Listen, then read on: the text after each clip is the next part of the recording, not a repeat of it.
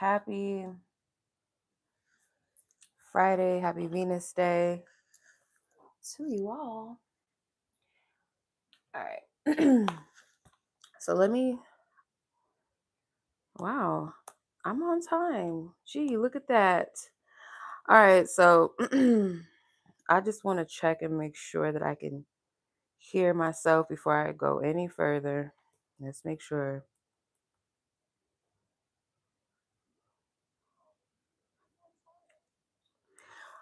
All right, yeah, okay. I can hear myself. Good, good, good, good. Okay.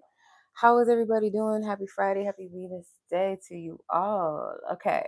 So, before we even get into the cards, I do want to share the inspiration behind this week's Ghetto Fairy Friday. Um, I did reschedule it. I did postpone it from last week. It was a beautiful night. It was raining. I was just in a good space to where I just wanted to relax.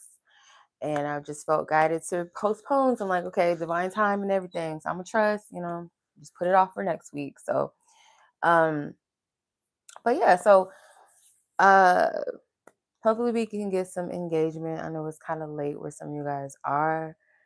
So I won't go too much into detail until we get like some engagement. So let me put some emojis in the chat. At the table a little bit because a little space here. Hold on. Okay.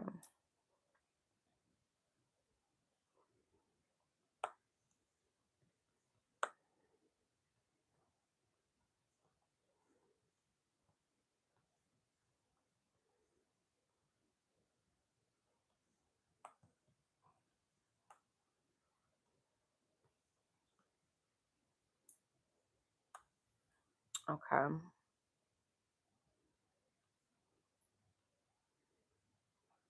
All right. So yeah, what we're gonna be doing, we are gonna do a collective reading, obviously inspired by the Avatar: The Last Airbender. So some of you guys might be a little too old or too young to even know about the Avatar: The Last Airbender. Okay, one of the dopest shows on Nickelodeon, one of the dopest cartoon series. Okay, so yeah, some of y'all don't know about that. Okay, some of y'all do. Yeah, so the Avatar was actually like came out the right time because I was almost like too old to be watching. I mean, I don't think you're too old to watch cartoons, but at that time, like I started kind of getting out of watching cartoons and Nickelodeon too much. Like I was really into the music videos and stuff like that. Like I was into that. That's where I was headed. That's where I was going. Like more into that. Like I've always loved music videos and stuff, but I feel like just the Disney Channel stage and the Nickelodeon stage, I was kind of outgrowing that, like right on the cusp of when the Last Airbender came out. But it's such a good show. I love it. It's on Netflix. They have a live action that I heard is good. I haven't watched it still, haven't watched it yet, but the original series, a cartoon, is amazing. I love it. So, what even gave me the inspiration to even do this reading or do this live?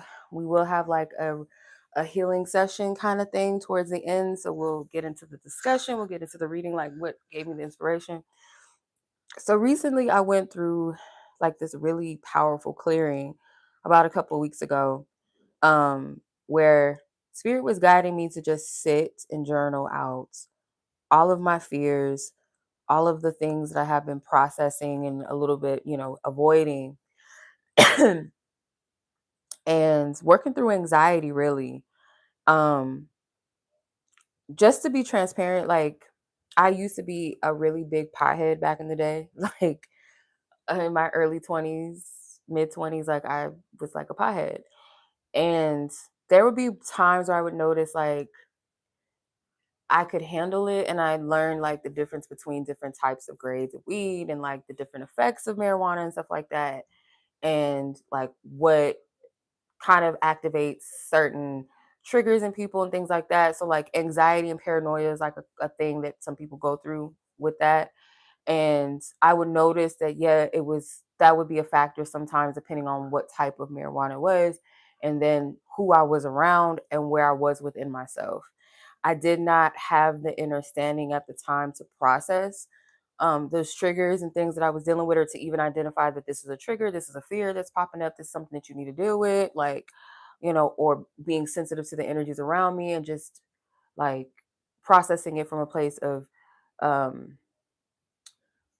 not being reactive, being non-reactive, not allowing myself to be anxious and fearful and paranoid, but to like work through that. I didn't have that understanding. So recently, um, I smoked, right? And I didn't have any problem smoking with my homegirl or whatever. Like I was cool. At some point, I did feel like a little bit of anxiety trying to pop up, and then I would just tell myself that I'm good, I'm safe, like in this environment, I'm good.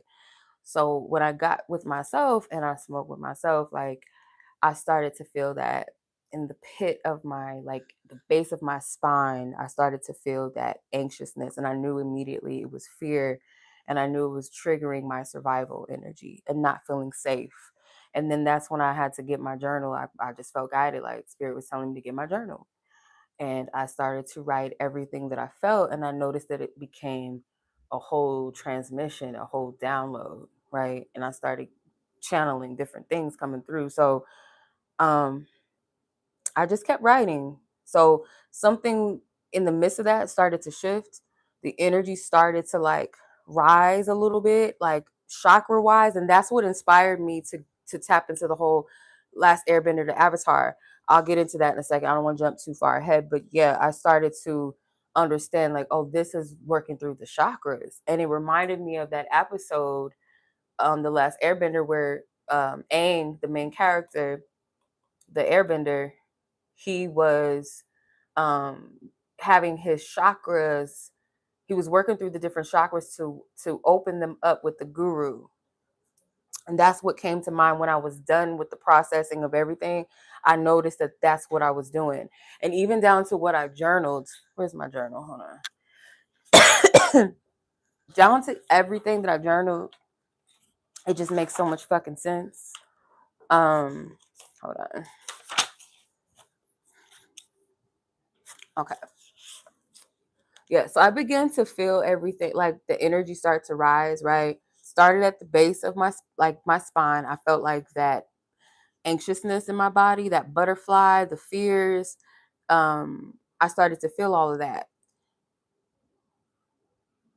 Feeling everything at once, I felt the heaviness, I felt the clarity, and then I started to feel like this remembrance, like tapping into spirit, and that, I guess, regaining that sense of security and safety within myself enough to trust spirit.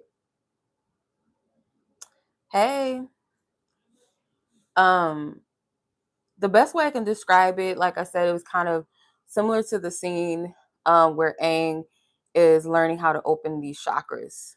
Greetings, sis. How are you? And remembering that moment, like that scene, that's what popped in my head when all of his fears and all of his attachments came up, right? That's what it felt like. But when he like breathed through it, he reconnected with himself. He even reconnected with his divine purpose, accepted his gifts, because I'll go through that too, like during the healing session, like breaking down those different scenes and like the chakras and things. I'll get into that too. But this is exactly what it felt like for me. And I feel like that's possibly like how it happens for us. So like to be conscious of like those fears that come up, or how to identify what chakra may need, um I guess, to be unblocked or centered, however you want to word it, where it's in a state of like healthiness and alignment, not overworked, not blocked. Um so in that space is where we're going to step in, okay? If this resonates with you, or if you ever come to a point where you're working through different parts of your chakras, I'm going to get into like what emotions or what energies or triggers resonate with certain chakras when it is out of alignment, I guess, or blocked, whatever verbiage you feel comfortable using. So we're going to look at the wounds that, possibly bind us, or that have kept us bound, that keep us from moving forward in our journey. um, And then we're going to open up and release that and step into true alignment in the season, because this is the perfect time. Like, fall season for me is like, personally, I feel like fall season is literally where things are falling away. And like in this time where we're at collectively, there is this energetic split that's happening. So there is this energy of separation, like healing within the self and releasing and literally shedding the skin. For some reason, like Scorpio energy, I know it's Libra season right now, but Scorpio energy sometimes does remind me of like serpent energy too. Like there's the shedding of the skin type vibe energy. And we are in the year of the snake, but the separation is also like you may be standing on business. Like it's year 9 as well, the year of the 9, standing on business and closing like things that need to be finalized out of your life, no exceptions. So like no playing small, no playing, letting people play in your face or playing in your own face, like no more of that. So that's the energy I'm feeling. But yeah, so we're gonna tap into that and our gifts and like how to just step into those things with self-love is really what fuels it all, you know. So if you got your journal as well, okay, maybe whatever, you know, something comfortable, you sitting somewhere comfortable, you dress comfortably, you know, you got you a drink, a sippy sip, something comfortable, you know. um but yeah, so we're gonna move through this energy together. We're gonna get some spiritual guidance, we're gonna get some with the cards, we're gonna do some clearing and remembering. So yeah, okay, I'm gonna put my journal down for a second because I am gonna go back to some of the things that was coming through. Excuse me. So also as well, you guys, um I'm gonna go ahead and do the reading first, the healing release and session, but I also have my Venus is the plug reads, which are more like self-love or just energy tapping into yourself. But there I have like a menu. So $22 per any topic or question. The menu is in the description box. The Venus on the block.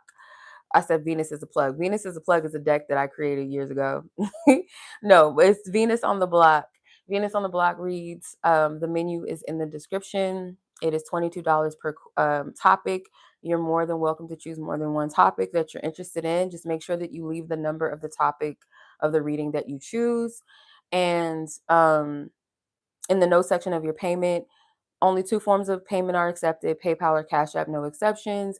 All of that will be linked in the description. If you guys are interested, we'll get to that towards the end of this session here. Okay, the reading and all of that.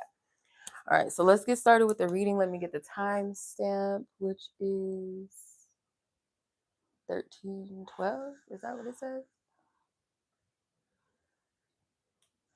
Yeah, okay. My bad. Okay, I couldn't see. So yeah, let's get started with the reading. Okay. So I'm kind of I'm gonna read this, excuse me, as chakras. Okay. So as chakras, we're gonna tap into the roots chakra, which is at the base, the earth kingdom. So let's tap in. Like, what is the energy? Where do you stand? Where is this energy? Groundedness? Is it survival? Is it block? Like, what's that? 5 of Cups. Okay. 6 of Swords. Okay. Some of you guys are moving through. Okay, so you have someone from the water kingdom here, and you also have Aang's him. It is Aang. I didn't even notice that. Aang and Appa. Appa is like his fur baby, but he navigates with him. He's like his companion, his fur companion. So I feel like you do have allies, or you do have some sort of support, some type of divine support as you're leaving some sort of disappointment. You could feel disappointed in yourself or past situations like that you're disappointed in within your like choices that you made in the past. Um, you feel like you did not handle something correctly, or you feel like you could have, yeah, like I could have handled that differently or better. maybe you feel like you let yourself down, or you let someone else down, or let others down, or it's just, this is an energy of processing shame. So at the root, your energy could be, um, I hear the word lack, but it's not the proper term for what I'm feeling though. And the Four of Pentacles is at the bottom. I feel like you're learning to turn lemons into lemonade at this time. Like this is how you're processing, or this is what spirit's trying to get you to, is like take the things, the pain, the disappointments, take all those things in, process them, yes, but don't allow it to make you feel stuck in the past. You know what I mean? Okay. So this energy is kind of blocking your flow a bit. And like I said, I feel you are migrating out of this energy, or you're being kind of encouraged to move past this. It's like maybe even letting go of resistance as well. Because it's interesting that you have a 4 at the bottom of the deck, a 5 here, and a 6. So there is progression. There is progress here. Let's see what else. Spirit, what's up? Okay.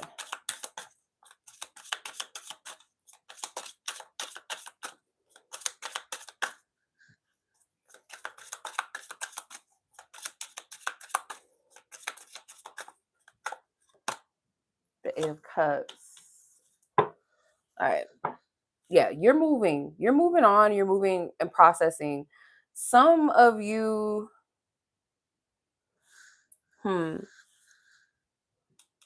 could be a full moon. It's like a water full moon energy I'm picking up on. Like, hmm. It could be during a full moon that you do some sort of transmutation work. You might cry, but that's a good sign that you're released. It could be like anger, like you might process through something that made you mad, or when you sit with something, it's like you release that.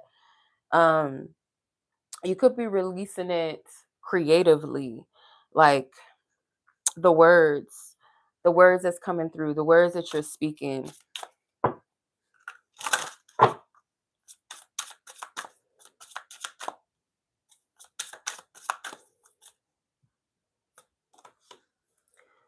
Okay. Knight of Pentacles and the Page of Wands. Feel like you're taking your time. Yeah, look, the Death card at the bottom of the deck. That's kind of the energy that I was picking up on, like the whole scorpion, serpent, shedding of the skin energy, separating from old, what was. Yeah, separating from that energy. So there is some energy of self-protection too. Like you could be protecting yourself from um kind of putting yourself in a negative space. Like I feel like you're very proactive with this, or you're very discerning of your energy, but something is going to be activated once you release, once you accept what is no more. It's like that fuel, that confusion, that pain, that fear, that anger, that sadness. It's like you use that as fuel to create, whether that's creating a new path for yourself, starting fresh, starting over. It could even be fitness, um, something with your health, like you being more proactive in that, starting something new, something fresh, or maybe literally creating something. If you're a creative person, it's like something sparks here based off of this. And it's almost like, too, I'm picking up on Sagittarius season. Um, Definitely something with like cold. I'm hearing the word cold. So it could be winter season, something with a cold moon. Whenever you watch this, like it could be timeless. Doesn't have to be specifically time sensitive to like the time that I'm reading it. But for some reason, like I hear cold moon, Sagittarius energy, could even be like a moon that's under a water sign, or rule, like, yeah, stationed in a water sign or something like that. Mm. Okay, let's see.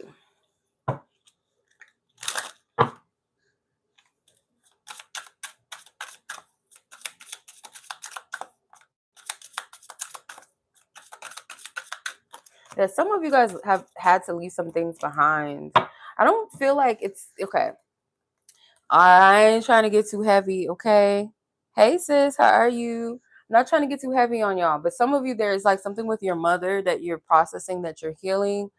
Doesn't have to be like your mother was a terrible person or hurt you or harmed you. It could be something about the loss of a mother, or you're mending something with that, reconciling, whether through conversation or with a mother figure. um could be like you as a mother, as a parent, or something with that. Especially if you are a air sign person, you have a Taurian mother, or maybe even a Libra mother, or someone that was very abundant, someone that had a lot, like attracted a lot of people in their life. They might have been very beautiful, charismatic. They liked the finer things, or they were someone that was always provided for, taken care of, or they always made sure that the world around them was comfortable and safe and secure. Some kind of way though, there's this survival energy that some of you guys live in, or you're used to chaos or something. It's very interesting. Or you're someone that is um, processing how to be receptive to your own feminine energy within yourself, nurturing yourself, or other people that are nurturing. Maybe your parent was not the most nurturing parent, right? They could have been somebody that kept a roof over your head, things like that. On the surface, they looked good on paper, but maybe this was someone that was combative. I'm getting Libra energy. Libra. Like Libra energies, they don't play, they don't fuck around, right? Like they can be pretty sharp. So you kind of learn that. So your heart chakra energy could be processing the energy around nurturing, softness, survival, security, um, being receiving, or being okay to receive and not always feel like you have to be in this fight or flight energy, that you always have to protect your heart, your energy, or your emotions. Like you may not feel like it's safe sometimes, to where like your emotions build up sometimes, where it becomes a tornado storm. If you're not mastered in that energy. But I feel like this is something that you may very well be aware of. And again, there's more references to moon energies. So some of you guys may have a air sign moon, or your moon sign is an air sign, if that makes sense. So Gemini, Libra moon, Aquarium moon, something like that. Maybe even an air sign Venus. All right. Ace of Swords is at the bottom. So there's a truth. Yeah. And at the bottom of that, this has something. See, y'all, look, I intuition be snapping. Listen, you got the Ace of Swords, Ace of Pentacles, Queen of Pentacles. Something about survival and a mother energy. This could have rubbed off on you. The scarcity mindset, or maybe living out of your means or something. This could be connected to upbringing in some kind of way. And your heart chakra is processing this like it's safe. My worth is not attached to how much money I make, or the lack thereof, or appearances. You're breaking free from this. And then the Judgment card beneath that shows Aang viewing his higher self. And I believe that this depicts the scene. I don't want to jump too fast into before we even get to the session, but this scene depicts Aang viewing his highest self in his avatar state, as I feel like this was where he was going through his crown chakra, or his third. I can't remember which chakra he had to see his highest self. I think it was his crown chakra. It's his crown chakra, I think. So this is like you're aware of it, you see it, and you understand that there's a bigger purpose for you outside of what you've been taught, or this survival energy, um, that you're always going to be provided for. You have more than what you need, and letting go of that fear of lack, or needing to maybe live beyond your means, or you only survive pretty privilege, something with attached to looks and things like that, even if you're a guy. And then the Queen of Cups is beneath the Judgment. So again, that heart chakra energy, that healing. And Aang, this is Aang's love interest. Okay. So she represents a water kingdom, emotional energy. Okay. She was very empathic, very aware. She was very mature. She kept Aang on his toes. She kept her brother on his toes. Like, so I feel like this is your highest self, your highest energy coming through with that. Like giving you that awareness to where maybe your inner child doesn't have the voice to really articulate what it's feeling, what it's processing in the heart. All right, let's see what else.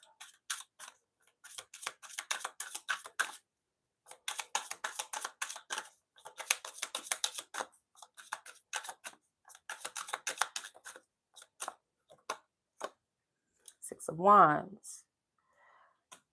I feel like you know that you are a leader. You know, yeah, it's like you understand this. And here's the guru again with the hermit. You are aware. And sometimes it takes maybe someone outside of you, but someone that's very wise, deeply connected to themselves, to speak into you or to remind you of your, you know, your greatness, how far you've actually, what you've actually overcome, how far you've come, the battles that you have went through, and like seeing yourself as, I hear the word sovereign, yes, but that's not really what I'm feeling. Like the energy, how to explain it? It's like achieved, yes, but it's not the word either. Because this is like faith driven. It's like, you know, and this represents the fire kingdom. The kingdom was the biggest antagonist of the show. Like, um, so it's something about mastering like the odds, maybe something that you feel like is a battle. Could also be words maybe in the past where someone that was competitive or you always felt like you had to compete or prove of yourself, could be because that's what you were put in, like you were put in a silent competition, or other people are, you know, tend to be in silent competition with you. But you see the higher and the bigger purpose behind it. You know, you're not here just for temporary gains, temporary achievements, temporary validation, and rewards. It's like your purpose is higher than that, because the fire kingdom was very problematic in a sense that they did want to destroy, they wanted to conquer and control all the other elements, all the other kingdoms, rather than um, come together as one, right? And there was a line where the guru was expressing to Aang when they were going through the chakra work, where he said that people fight. I know I wrote the quote down, so I'll get into it. But basically, like we're all from different kingdoms, but we are all essentially all one, right? So if you had people kind of like working against you or trying to compete with you, or maybe at one time you wanted to control things, you move from a divisive or separated place into actually seeing the bigger picture and the greater picture of the all. What coming together, community, or grounding its balance, um but from a sovereign place, because in the end Aang did have to fight the Fire Lord in the end, but it wasn't so much because of like ego wars and battles, but it was the principle of things, right? Um, but yeah, let's keep going.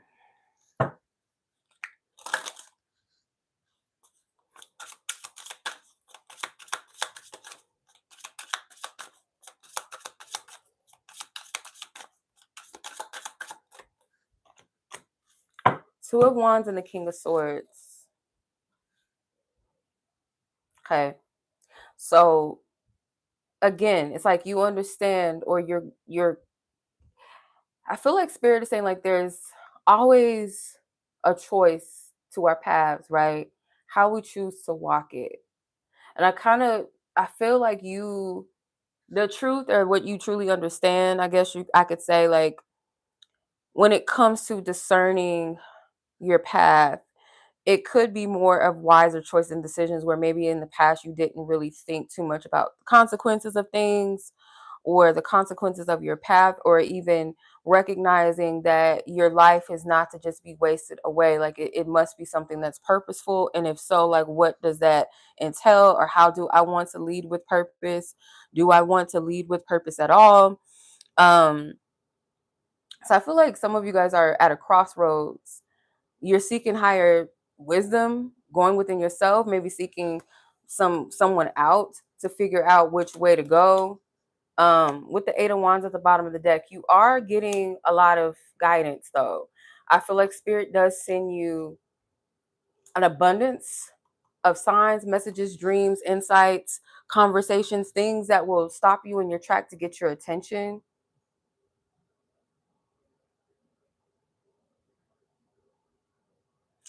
Yeah. Some of you are maybe clairvoyant. Like you have a strong, like your crown chakra could, you could tap into spiritual things often or like use your intuition a lot. Excuse me. You may not be able to always put into words what you feel, what you're experiencing, what you're seeing. It's like you're still processing it and you're trying to figure out where to go. Or it's like you ask spirit for these answers, these questions, and when they come in, which I feel like they come in abundance, this card is trying to slide out like, no. Yeah, let's talk about it. Let's talk about the Eight of Wands. Okay. Hey sis, how are you?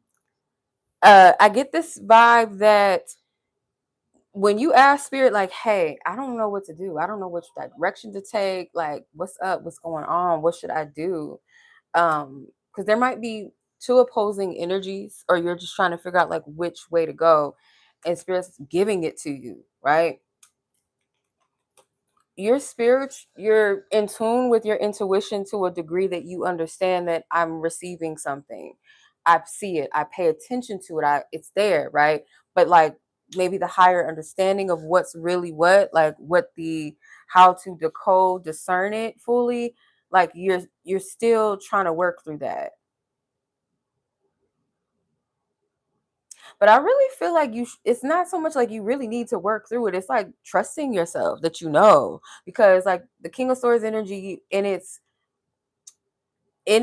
positive state, in its upright, when it's in a sound space, this is a person that knows, that is wise, that is discerning, that's knowledgeable. Yeah. All right, let's see. What else?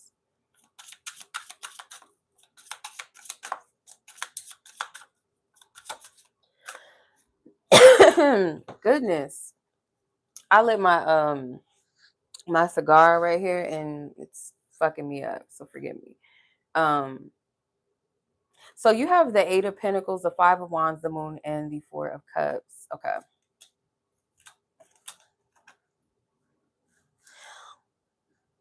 I don't feel like this is for every person that's watching, because like I understand that some people just watch just for entertainment, or just watch for just, oh, let me see, I'm just curious, or just for whatever reason that's not really always aligned with the messages. Um but for those of you that like, you're meant to receive the message whenever you watch this, whether you're currently watching it as I'm live or you watch it sometime later. If it's for you, I want to say like the higher purpose, and it will be unique and tailored a little bit differently between people, but like the foundation of it, your purpose, I feel you've it's something that you already are aware of, something that you've already studied, very knowledgeable about, kind of have a passion or understanding for, something in the work that you already do for some of you. Mm, dang. Okay. I need some water. You go through spiritual warfare a lot. Spirit is saying like the journey is not always like easy, because you're conscious, you're not a sleeper energy. Some people just kind of sleep through life, right? Not really questioning their purpose, their journey, or they just kind of, they're blind to certain things that go on in their life, what's going on around them. It's like they might feed into, not saying that watching the news necessarily is bad, or being caught up in pop culture necessarily is bad, but it's like all of their consumption and truth and understanding comes from something else, and they don't ask why, they don't discern why. um yeah, it's more so from a place of just kind like just sleeping through life. And I feel like you see past the illusion. You're very wise. Um, you're someone that is meant to shed light in the darkness for people. Um, even when at times where you feel like you're the lost one, that you don't know what you're doing, you don't really know what's up. Even in that, I feel like you are connected to the light, so therefore you can never truly be lost. And I feel like as long as you are aligned and you're where you're supposed to be, you will be a light even in dark places. And sometimes, yeah, that will cause people to want to attack you. It may cause people to feel some type of way about you, to want to compete with you, be jealous, pick a fight with you, become a sworn enemy against you. Because the truth is, a lot of people that deal with spiritual warfare, and trigger other people. It's like you're triggering people's trauma and their wounds that they're not comfortable with seeing. And this is just the truth of it. We live in a spiritual world. If you believe in good spirits and angels and all of that, then you got to know there's a darker side to things, right? So if certain people, unfortunately, have covenants with darker forces and spirits, or may not even know that they're these under the influence of these darker forces and energies, they will feel some type of way about you because your light is shedding light upon their darkness. So if they dwell in darkness, it's like, um, why are you here? Right? What the fuck do you want? Right? And if you see what's going on, it's kind of like if you, let's say there's a coven of dark people that are doing heinous crimes and things or sneaky plans, and they're underground or they're in a cave, and you come in with your lantern looking around like, who the fuck is in here? What's up? What's going on in here? And you shed light on, oh shit, what y'all doing over there? They're going to get upset with you. Like, what the fuck are you doing here? Who are you? What do you know? Oh, you seeing something you ain't supposed to see. So then you become an enemy. Then they seek you out. Then they seek to attack you because now you're a threat. um this is what I've learned also too about spiritual warfare when dealing with demons and things like that, is that once you expose them, even if you don't know it, they're going to chase you. They're going to constantly monitor you because it's like, what do you know? What are you going to reveal? And the biggest thing about lower vibrational spirits or demons or whatever you want to call them, darker forces, is that they have an agenda. They too have an assignment, just like people that are on a divine path, that are light bearers or whatever, shed light on things, heal people, whatever, have good intent. You have an assignment, they have an assignment. So they got to carry out their dark assignments and deeds. They'll work through people. They'll inspire people to create laws that are not for the people. They'll create music, video, movies, books, different people that will come in your life to destroy your life, to take you off path through lovers, through false friends, through whatever. Corruptions, get you hooked on drugs, get you hooked on alcohol, get you hooked on some sort of addiction, some anything to destroy and attack you, whatever that assignment is for that spirit, right? So when you come in and you start shedding light on that, you're gonna get attacked. That's guaranteed, because we can't have you fucking up our agenda type shit. That's what it is. We can't have you doing that. We cannot afford that. We cannot afford for this person to get free, to stop drinking. We can't afford for this person to get out of depression, because if they do, they're going to walk in their light and their purpose, and that's going to work against us. We can't have everybody walking in their light and in their truth, because that takes away from our assignment. If you want to take it to a biblical perspective, right? Because what I noticed is that God is so clever. And I've heard somebody say this before, and it was so simple, and it just broke it down. Like, if anybody ever goes back and forth and says, what is the true religion? Is it Christianity? Is it Buddhism? Is it this? Is it Islam? One thing that I understand is, like, you can find some sort of correlation, which is why there's many spiritualities or faiths that kind of have a similar story, right? They have a savior, they have a devil in their story, right? It's always kind of the similar theme, a purpose and things like that. The person that said this was like, thank you for saying this. But the way that this man put it, he's like, God will speak to people in different languages and different cultures the same. So that's why you'll kind of find that correlation and that similarity between one religion or other, because God is going to use these metaphors, these stories, to get your understanding. Paraphrasing, but along the lines of that. And I was like, yeah, that makes a lot of sense, that there's no such thing of this is right or wrong. I don't believe that. I don't believe that this is the true religion and this one is not, because they're all derived from similar pantheons and energies. And I feel like that's how that culture resonated with those essences, those energies, if that makes sense. Um, so from a biblical standpoint, if you think about the whole story of Lucifer falling on the earth and the planet and wanting to get as many souls as he can to take to hell or whatever the case may be, you got to think of it that way, as like a gang, right? This gang over here or this organization over here is working to clean up the streets, make life better for other people, where this gang wants to come in and cause havoc, right?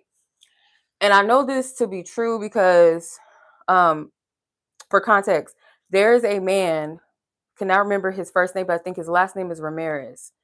He used to be an ex-Satanist, and it was something that he said that I'll never forget. He said that he was a part of an organization and he worked for Satan, and Satan would give him certain assignments to pray over certain regions, negative things. Just like when a person that works in a ministry is assigned or feels guided to pray over certain regions and pray for certain people or going through certain things, that person, that prophet or that minister or that um apostle will pray for people, pray for healing, or go to hospitals, go to countries that are going through crisis and pray for them. Satan has certain people that are used as well for certain demonic assignments and to pray and wish negative things out. So that man, I think his name is John Ramirez, matter of fact, just came to me. I'm pretty sure that's his name, John Ramirez. And he said that when he had repented and was delivered of his Satanism, came back to Christ, right? And I'm not pushing Christianity, I'm just giving you context of spirituality. Like, we could take that part out of it, just like for spiritual context. Um, whether you want to say good versus evil, that's the context of what I'm saying. So when he was delivered of the Satanism, when he became a part of his ministry, he said that he took a helicopter ride and prayed over the city of Los Angeles. That was his ministry. That was his way of kind of not reversing what he has done as a Satanist in his past, but it's it's a it is a um what's the right word I'm looking for? Kind of like a transmutation of energy, like where that person was feeding evil and pouring that out into the world, into shifting and giving light to the world, so to speak, using his energy, his purpose, um, his calling, his connection, his assignment to give back, to give love, to give light, right? So there's going to be times like, yeah, it might feel like a shitty experience at times, where you feel like you're the only one going through it, you're lonely, other people just don't get it. um but no, I feel like spirit is saying, like, when you stop denying who you are and what you are, the more powerful you'll feel. Not powerful in an egotistical sense, like I'm better than everybody, I have to express my authority over everything and everyone, but you just know who the fuck you are.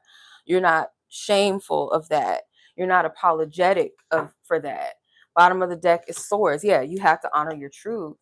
Yeah, this is where your divine inheritance. See, this is connected. This is connected. I can't remember what energy it was where I was picking up, like, the wound around survival, and or maybe money matters or attachments, and something with upbringing, or maybe a mother figure, or something around receptivity or the lack thereof of receiving. The heart chakra plays a very pivotal point in our energy of receptivity. The judgment again. This is the awareness of Aang coming into truth of who he is. It's circling back to that same message that I was picking up with the survival, the receptivity energy. It's going back to that because these are the same cards that came out. And I shuffled. Y'all see me shuffle. It's the same energy. And I'm gonna, when we do the healing session part, I'm gonna get into when the guru tells Aang, when he gets to a certain chakra, that he has to embrace the fact that he is the airbender, that he is the avatar. He has to embrace that about himself, because Aang went through the journey of going through the different kingdoms and learning, and what he called failure, where he felt shamed by certain choices he's made, or his energy not being able to control that element. um, you have to forgive yourself, because we're all technically, if you want to say, like, we're gods, but we're also children, or we're students here, or we're just remembering, or we're the fallen that just remember that we fell. However you want to put it, you have to forgive yourself for your falls, for your pits, for your failures, quote unquote, your mistakes. You have to forgive yourself for that in order to move on. And it's not saying like you just don't give a fuck and, oh well, I don't care. It's not to say that, but it's to say, yes, I acknowledge that part of myself, but I can't hold myself there. I can learn from it. I can move past it. I can forgive myself, um, in a space where I'm not attaching myself to that energy of pity. Because when we get into that realm of pity, we think that that means that we're being humble. But in essence, no, it's not really a humbling. You're punishing yourself, which you really shouldn't. Like, it's one thing to take accountability and say, yeah, I was wrong. Let me correct it. Right. Rather than sitting in that pity, oh, woe is me. I'm a fucked up person. Like, where is that going to get you? You know what I mean? It doesn't feel good, for one, because that's not a state where you're supposed to be. Okay. Let's see what else.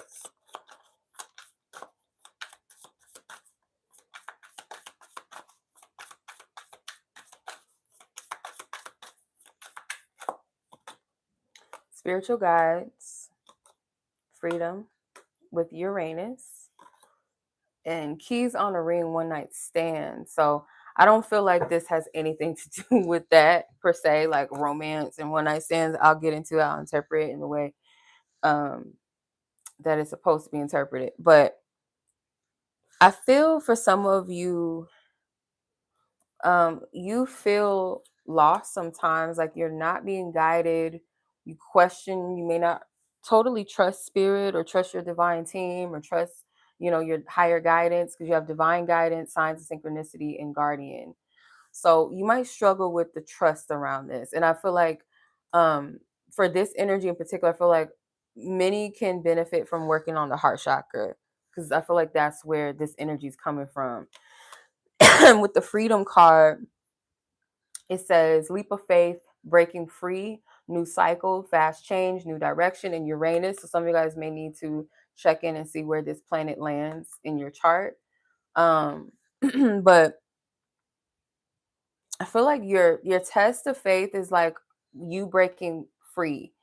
Um, you actually taking that leap of faith. I'm surprised that the Fool card didn't come out, because it is like, once you decide, like, to own something, to embrace, to align to your truth, that is when you have this breakthrough, and it leads to new energies. It may be through the leap of faith, or breaking free is you actually starting a new chapter, new cycle, to being open to change, or going in a different direction than, maybe you expected, or not trying to go the same path, same way. It's like, no, it's time to do something different. And then lastly, you have the keys on the ring, many options, decisions, unconventional, string along.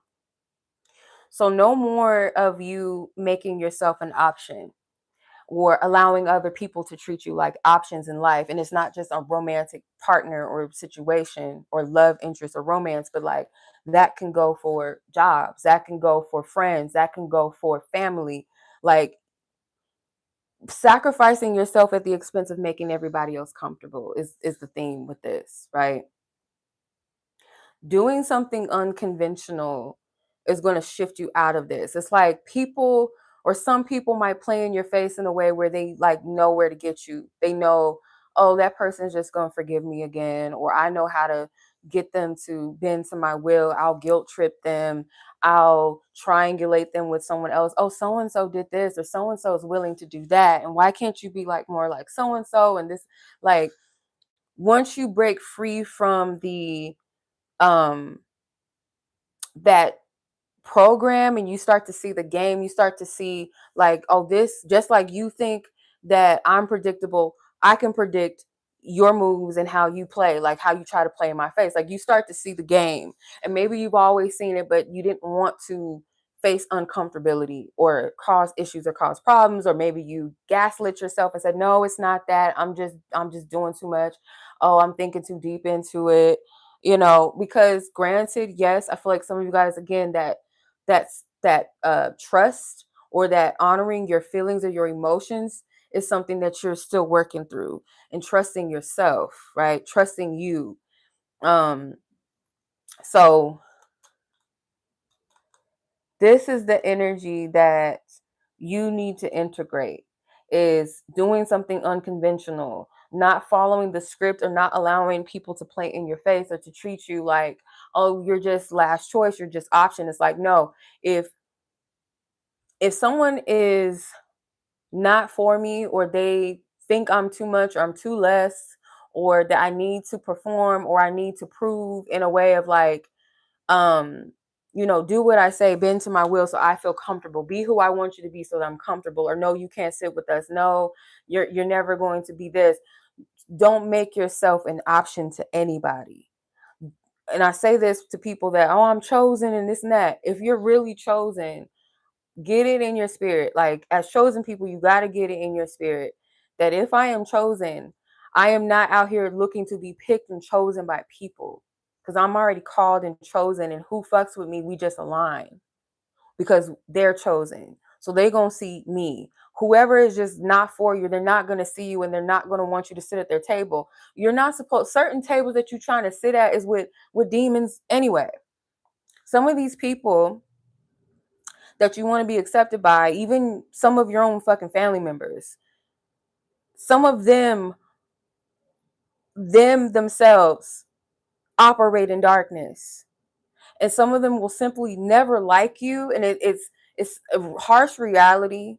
And I feel like I might lose some people when I say this, but it is what it is, and you got to be real with yourself. Unfortunately, because this is the only thing that makes sense to me, opening my eyes, that when people have family members that are cruel to them, that will do the most heinous and dark things, they don't have love for you, because we think that blood means something. It does to an extent. Blood is a very powerful covenant, yes, but some of the very people that share blood with you do not like you. And it's not so much like them themselves, but it's the spirits that operate in them, because we're all individuals. We all have a path. So just because we're blood related does not mean that we're all going to lead down the same path in life, or make all of the same or similar decisions in life. That's not how it works. So the very people that you want to be in with, you shouldn't. Those are not the motherfuckers for you. Dating is one of the most dangerous things. Like, when people are not conscious, like they think that dating is something so frivolous, it's just fun, let me just date this person, and oh, because I like him or her, they look fine and attractive, they look hot, oh, let me get with them. Oh, I feel something for them, I'm feeling something. That person could be your fucking downfall. Like, you have to be discerning. Like, you can't just date and talk to everybody. Some people are literally walking assignments on your life. I've dated some very demonic men in my time that are no good. They mean no good to you or no other woman. Like, I know this to be factual. Like, I could see the track record and history of that same man. You think that it's you. You think you're the problem, but then you watch how they move in other relationships, and you see that, no, this person's they're no good. Because look how they treat other people. Look how they treat other women, or how they treat other men. Look how they destroyed that man or woman. Like, you dodged the fucking bullet. Some of these people that you want to kiki with and be friends and shit, some of them ain't even loyal to each other. So it's just like, you know what I mean? And I said this in a video, and I mean that shit. Some people do not even like themselves, let alone love. They don't love themselves, nor do they like themselves. They like the way that people respond to them. They like the fact that they look good on paper. They like external things. They like things that can be stripped and taken from them. They don't have a leg to stand on in character. So, like, to care about people like that, people that are just, oh, superficial, all about money, all about status and looks and who they know, like that's their only claim to value of self in life. Why would you give a fuck about what they think? How they gonna see you for you when they don't even see themselves for real? Or like the image that they see in the mirror. And half the time, the reason why they don't like themselves is because they do live in darkness. They're not a good person, or they have a lot of trauma and a lot of wounds, and they live in shame. So they dress it up with pretty things and nice things and expensive things, or um if I can get validation from the world and for people to like me, that's the only light that they see in themselves. But when they strip all that, they don't like themselves. So a person that, because we all go through shit, we all have moments where we feel shame or we feel like maybe we're not good enough. We might pick ourselves apart, you know.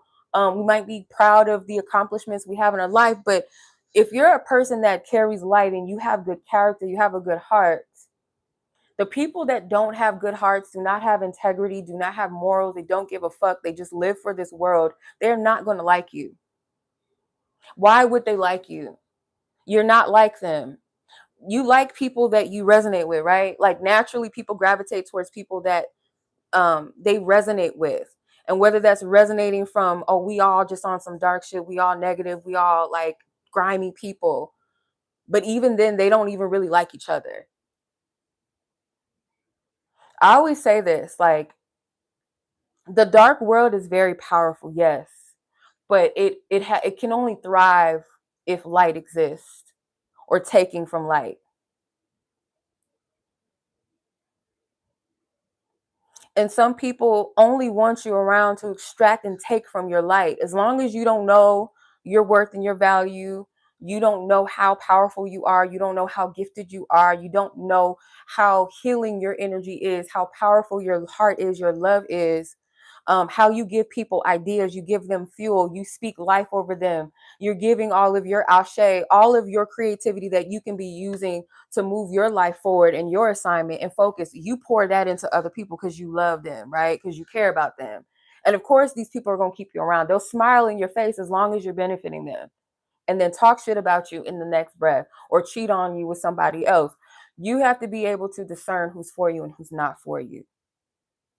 If you've never experienced a healthy relationship or connection in your life, or you have not been in a healthy family dynamic, real love to you, you probably wouldn't know how to discern it or see it for what it is, or you'll be repelled by it. You might be like, I don't know.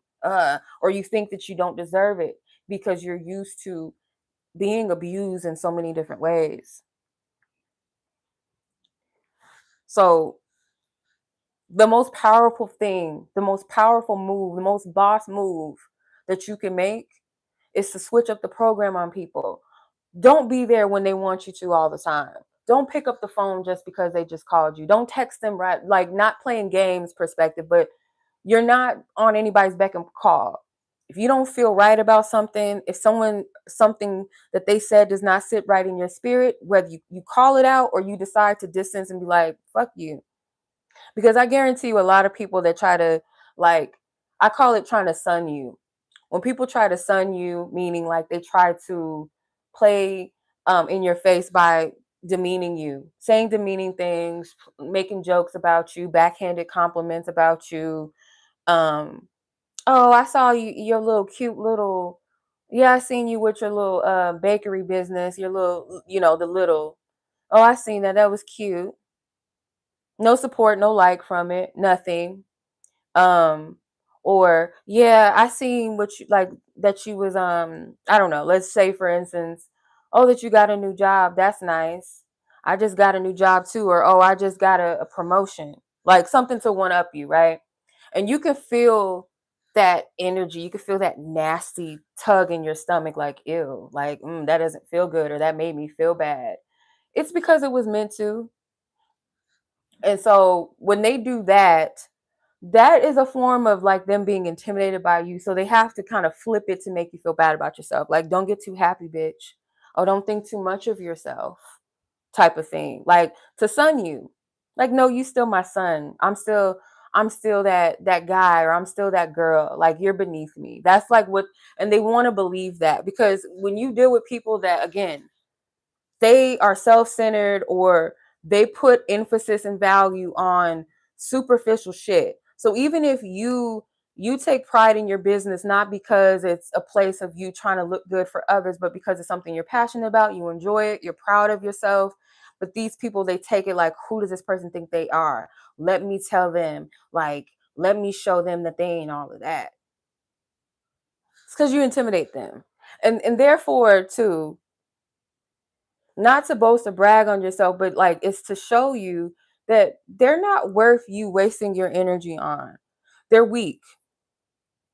They need somebody else to feel like shit for them to feel better about themselves.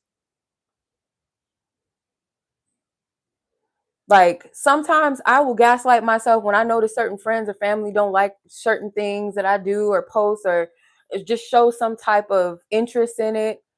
You don't think that I go back and forth with myself, but I see it. Some people really don't want you to feel good about yourself. They want you to think that you're invincible, that you're nobody, that you're nothing. We're not going to give you the credit, bitch. We're not going to give you the validation, bitch.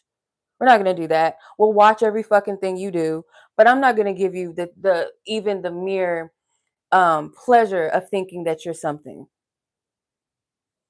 because they think that they're that important. In some cases, yes, if you love these people, yeah, they are somewhat important, but they think that they're that important, like self-centered minded, that they're one little I ain't gonna show you no support, no credit, no nothing, is gonna tear your whole world apart.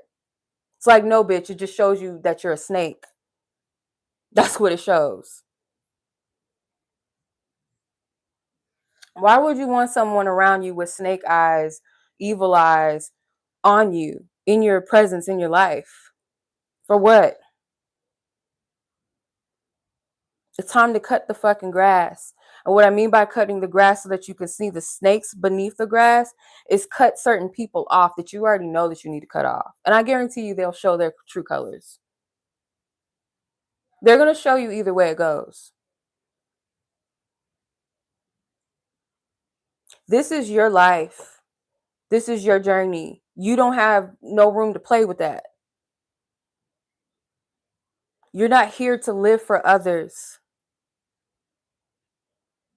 And I don't mean like don't be here for your children and people that you love, that really love you and care you, because it would be a selfish thing to not be there for them. But you understand what I'm saying. Like at the end of the day, you have to live your life. You choose to live your life for you first, because you have something to live for. You're here for a reason.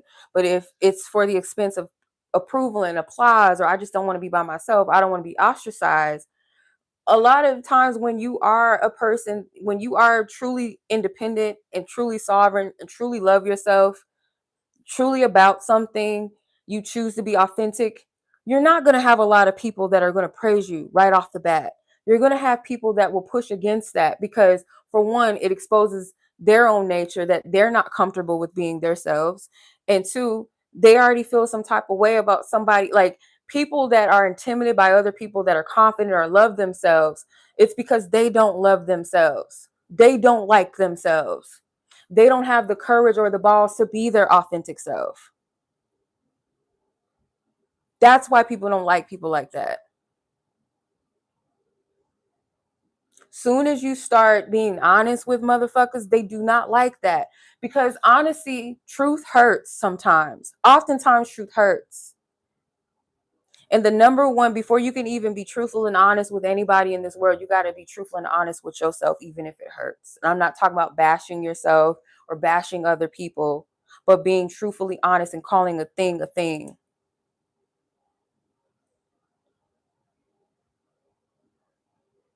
And to admit, motherfucker, that I was a people pleaser too, child.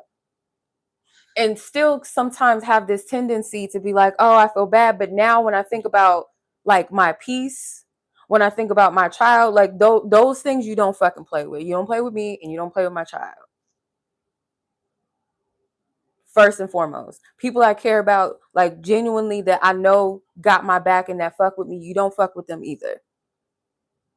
So if you have any type of animosity, you trying to like be funny with me and trying to like sun me or whatever, you don't show no type of like fuck you. Like that's where I'm at with people. Like you're not contributing anything of positivity in my life. Nothing positive. Nothing loving, nothing contributing, but just tearing people down or talking shit, gossiping, self-centeredness, or you're stuck in your negative ways. I don't want nothing to fucking do with you. Get out of my way and get out of my path. Like you're a block. Get out of my way. Like that's where I'm at with things. These people are not worth the tears. Cry, get your shit out, feel it, be upset, vent, whatever. But pick up and go, because it's like when you really think about it, what the fuck did you contribute into my life but just pain? And some of you, it might be parents and shit like that's a tough thing. I know people that have cut their parents off because like some of their parents are too fucking toxic, they're too far gone. Thank you for birthing me, thank you for your sperm, like thank you for your donation, but like okay, goodbye. Because if you don't treat me like, this is the thing, like if I'm just going to put in this context, like this is not my personal situation, but I'm just saying like if it's a parent, because I know that could be hard, but let's say for instance, like you've never experienced your parent really making an effort to love you or be there for you, right? And when you get to an adult stage, you think about all the times as a child, the trauma that was inflicted upon you. And then when you talk about that, you discuss that this parent is gaslighting you. They don't want to admit, they don't want to take accountability, they want to own up to it, they're still being toxic. At that point, bye. Because like you're not here to waste your breath to make people understand. These are fucking adults at the end of the day. You're old enough, you have a conscience to know right from wrong and whether you choose to do better. And if you don't choose that, then that's on you, right? That's on them.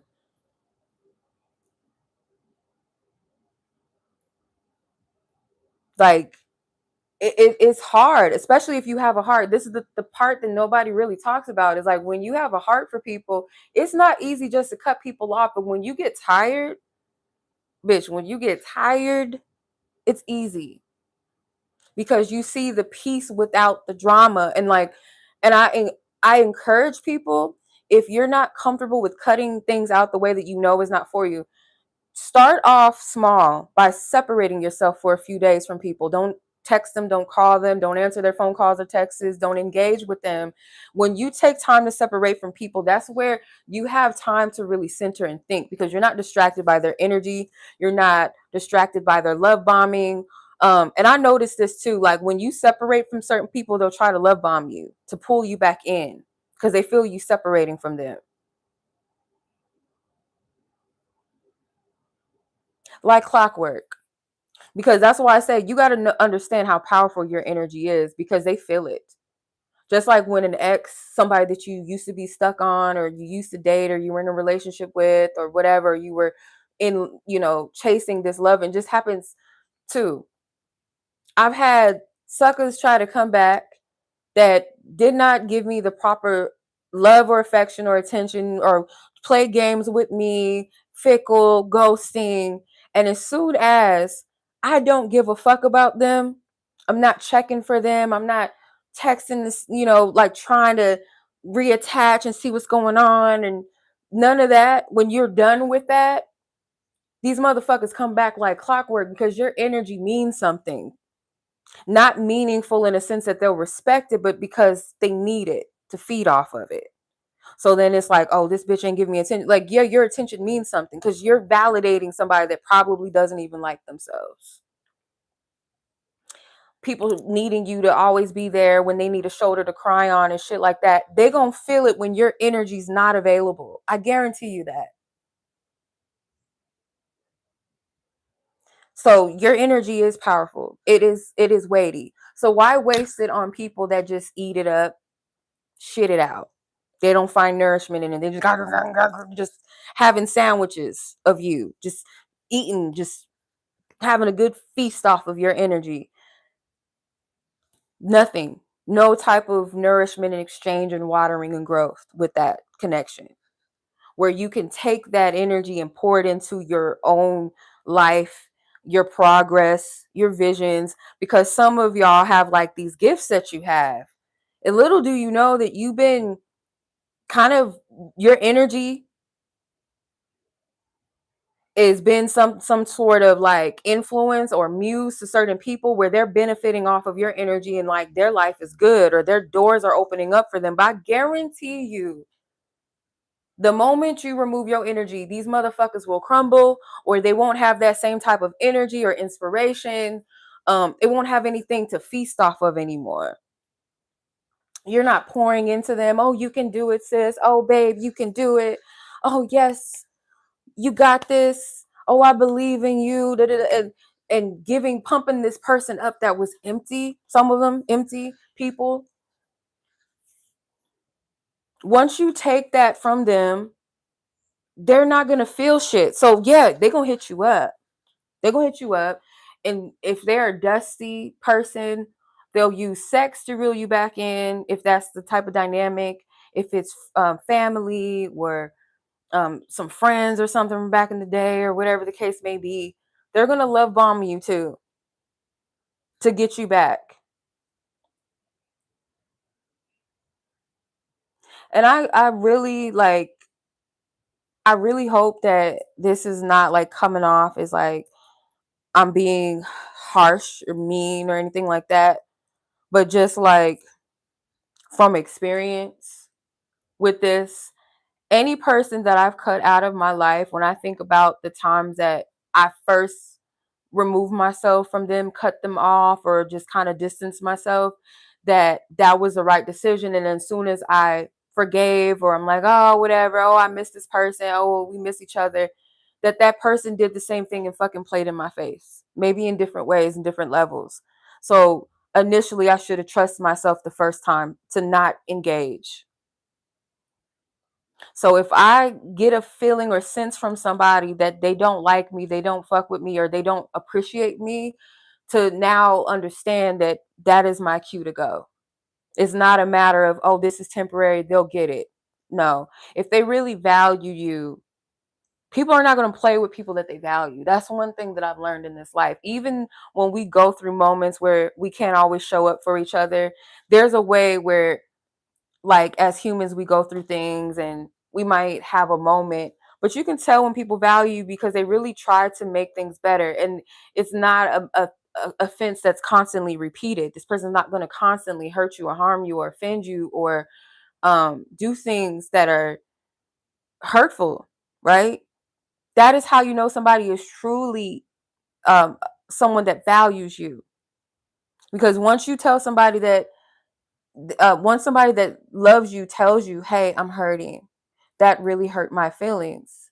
Like, if you care, and I'm not talking about people that gaslight, but like people that genuinely feel some type of way or confused, because I've had conversations with people that might have been uncomfortable where we express like, hey, that hurt my feelings, I didn't quite understand what was this about, blah blah blah. But if you truly care about each other, both of you will hear each other out and you'll work through that.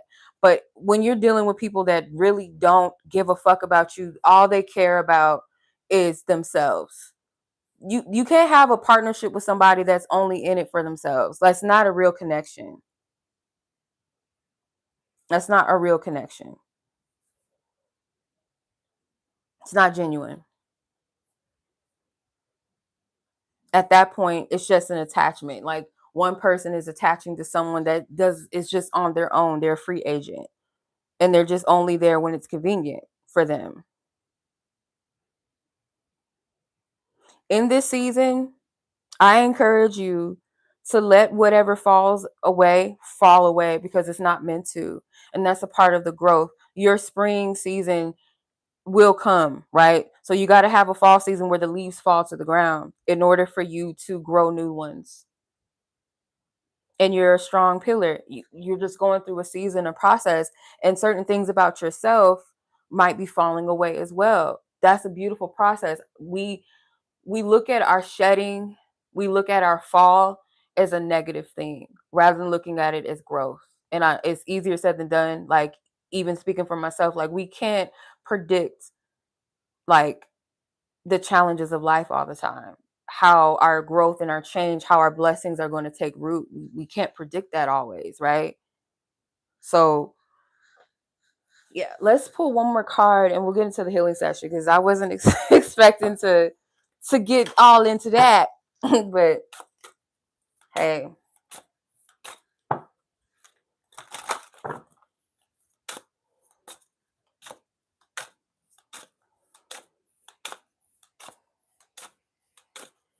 that's the message, Spirit. Any other guidance messages for this particular reading, this energy, this session, this collective, this season?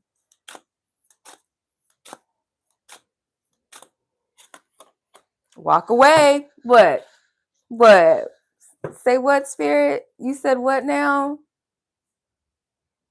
Okay, so it says, let go of burdens and worries. Surrender your ego and walk away. Feel the freedom and enlightenment as you rise above petty matters. Follow your inner quest and luxuriate in well-deserved peace of mind. Child.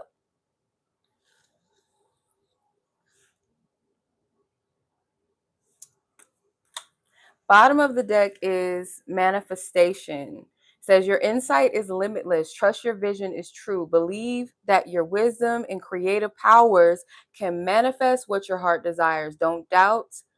Your intelligence and resourcefulness will forge your dreams into reality. It's time to be resourceful in your own energy. When I say resourcefulness, because I feel like spirit is like always has multiple meanings within a meaning, if that makes sense, or within a message. So resourcefulness is like, excuse me, your skill sets, your talents, right? Your creative visions, your experiences, yes, maybe your money, your time. But if you take all that energy back that you extended to others that didn't deserve it and really pour into yourself, you will be surprised how your life shifts, what you manifest from that energy, from that space. I feel like that's what spirit is getting at.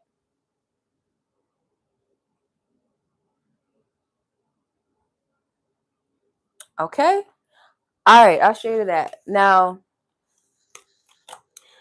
continue to like this video, y'all. If it's genuinely blessing you, if it has helped you, I would greatly appreciate that extension of gratitude, that currency of gratitude. Okay.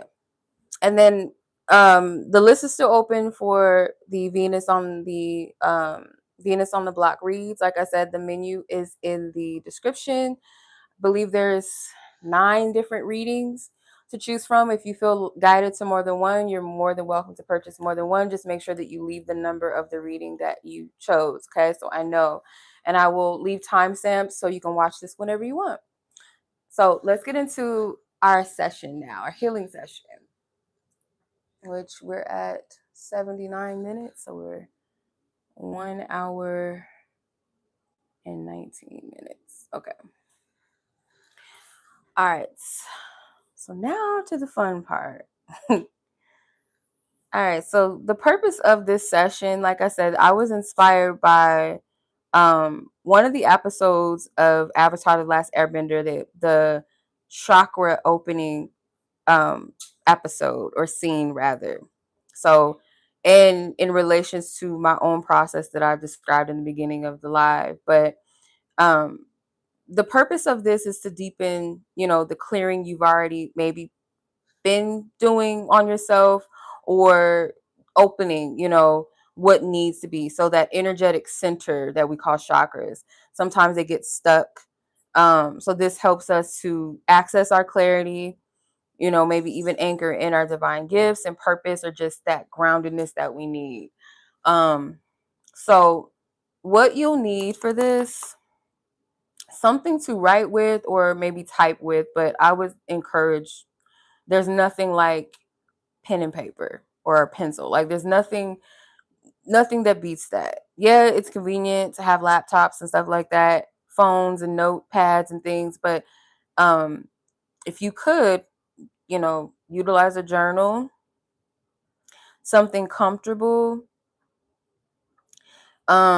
If you want to make it a complete session of healing, if you feel guided to get a chakra candle, you can. Just for the intention of setting, the intention that you are working through these chakras.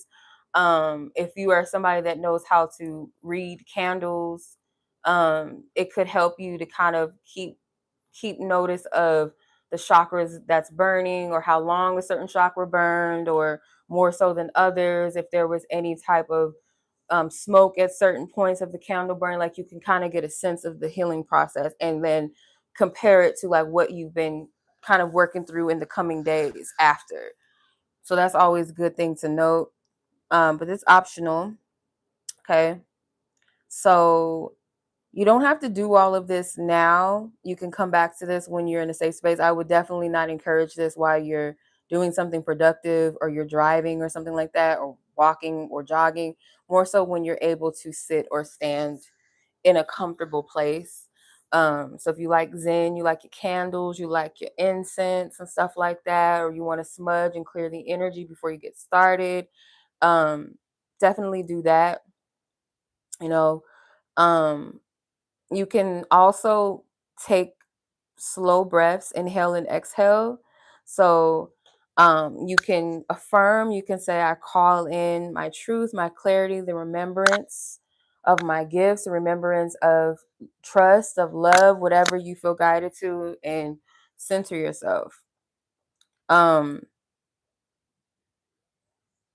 when you journal, personally, like what happened to me, I started journaling like when I started at my root chakra, and it wasn't even intentional. This is just as I was like moving and flowing through it. It wasn't until I was done with spiraling, literally, that I understood that I was working through those chakras, like from the bottom up. So you can start writing out the things that maybe that are coming up, the emotions that are coming up, the thoughts that are coming up, what fears, what images, what maybe memories are popping up, or um just like being completely honest and transparent. It's like that opens the gate. Okay. So just kind of let things unravel. Okay. Um Clarity might start to come through, truth may start to come through, right? Um if you feel guided to, you can also play some meditation music, something that will center you, where you're not distracted.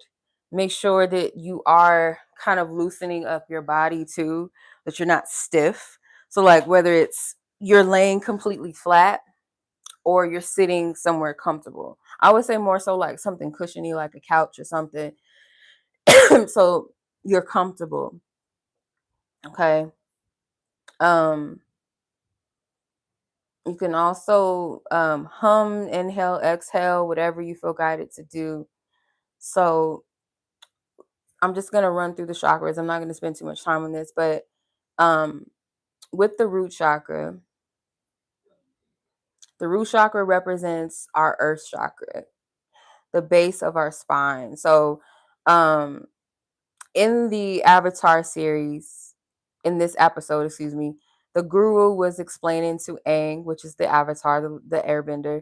He was saying that this particular chakra deals with our survival and is blocked by fear. So because God is so, just the intelligence of God, like is so crazy, because when I had like the moment I was spiraling, I got out of it, I was done, and I was able to have the clarity, and I was just documenting and writing.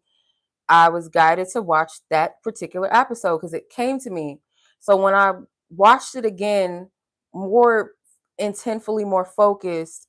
When the guru said what he said, I was like, oh, that's what I was feeling in the base of my spine. That triggered, those fears were popping up, that anxiety. So that makes sense.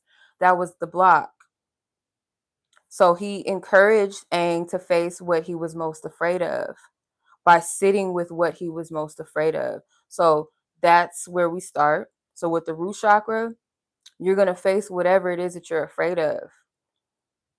So you can visualize like a warm light, maybe the color of the chakra, which is red, like in the base of your spine, and you're just going to breathe into it. You're just going to allow yourself to center into it. But you want to deal with your fears. You want to deal with those fears. Hey sis, how are you? So that's the root chakra. The sacral chakra represents the water chakra, and you can call it the sacred womb as well. The womb, like the mother's womb space.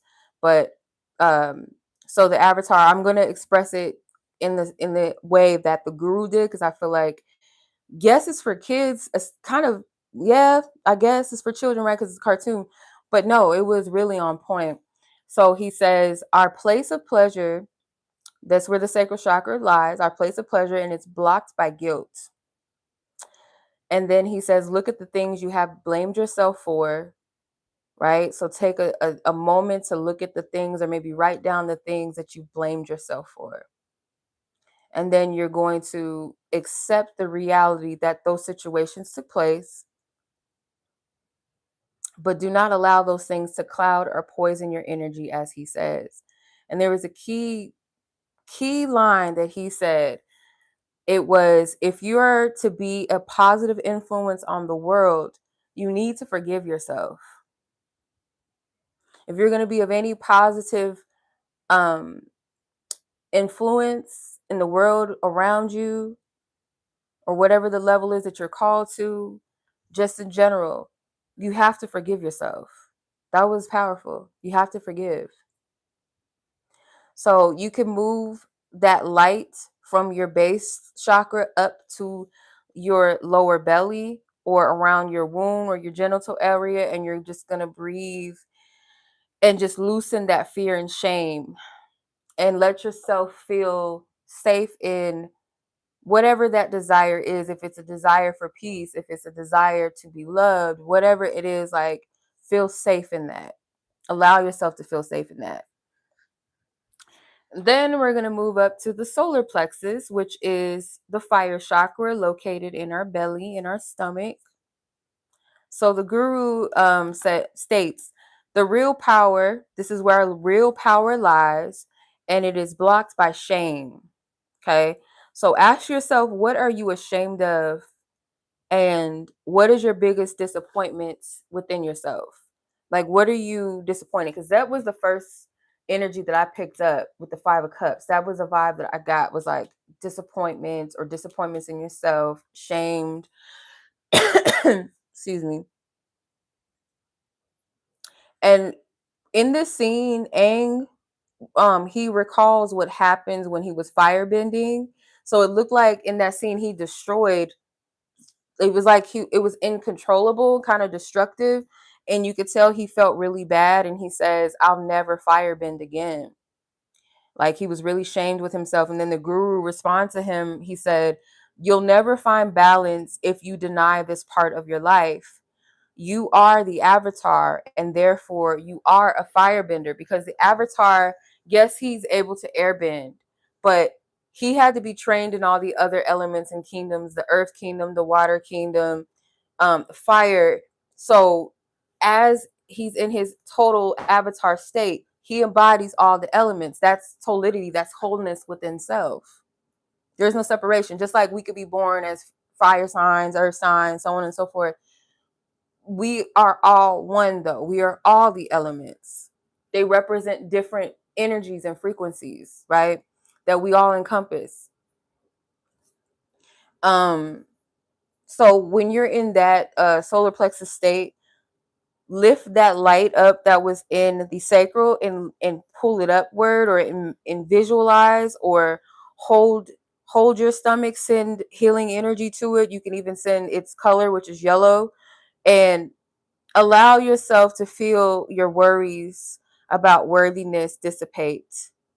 Also feel your inner authority within yourself empowered. You can breathe, send healing energy to it, send that yellow energy to it, breathe in, breathe out, keep fueling it with that light until you feel it.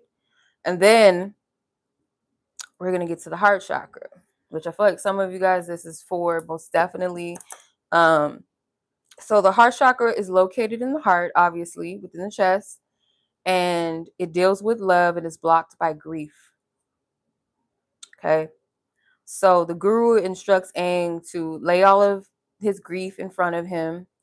And when Aang taps into the heart chakra, he sees all of his ancestors, the nomads. And as the guru tells him, he says, love is a form of energy and it swirls all around you, swirls all around us. And he said, allow the pain to flow. And Aang sheds a tear, right? Because he's processing his grief. So almost always, I'll say, when you're tapping into your heart chakra or you're releasing something within the heart or you're feeling anything, it may not always be grief. Sometimes it's like when you first see your child, or when you fall in love, or you see people happy, or you shed happy joy and tears, that comes from the heart chakra. So oftentimes, like, the tears are going to come when you're tapping into the heart. That is a form of that heart chakra energy. But yeah, he says the form of love is always around us. It's not an energy that ever dies. Love is one of the most powerful frequencies.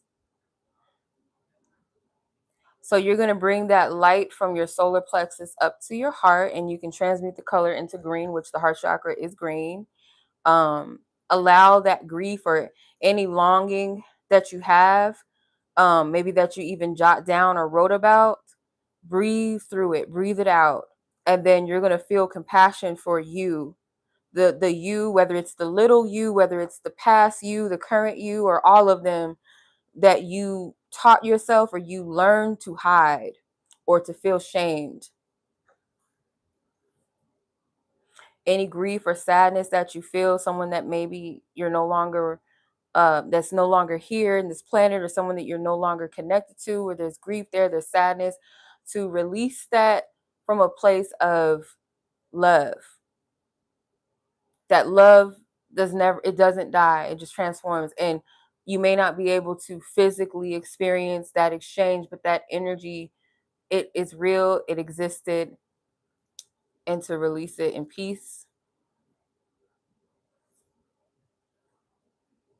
hold space in a loving place for those that have passed on. Feel the grief, feel the sadness, but know that the love is still there. It's not dissipated. Now we're gonna move up to the throat chakra that I've been like over here with. Just that is our sound chakra, which is located in the throat, obviously. So as the guru describes it, it deals with truth and is blocked by lies, the ones that we tell ourselves. And in quote, he says, you cannot lie about your own nature. You must accept that you are the avatar. So the lies that we tell ourselves is like, people think that the throat chakra is just about talking, singing, writing, maybe, but it's also our thoughts. It's also our discernment as well.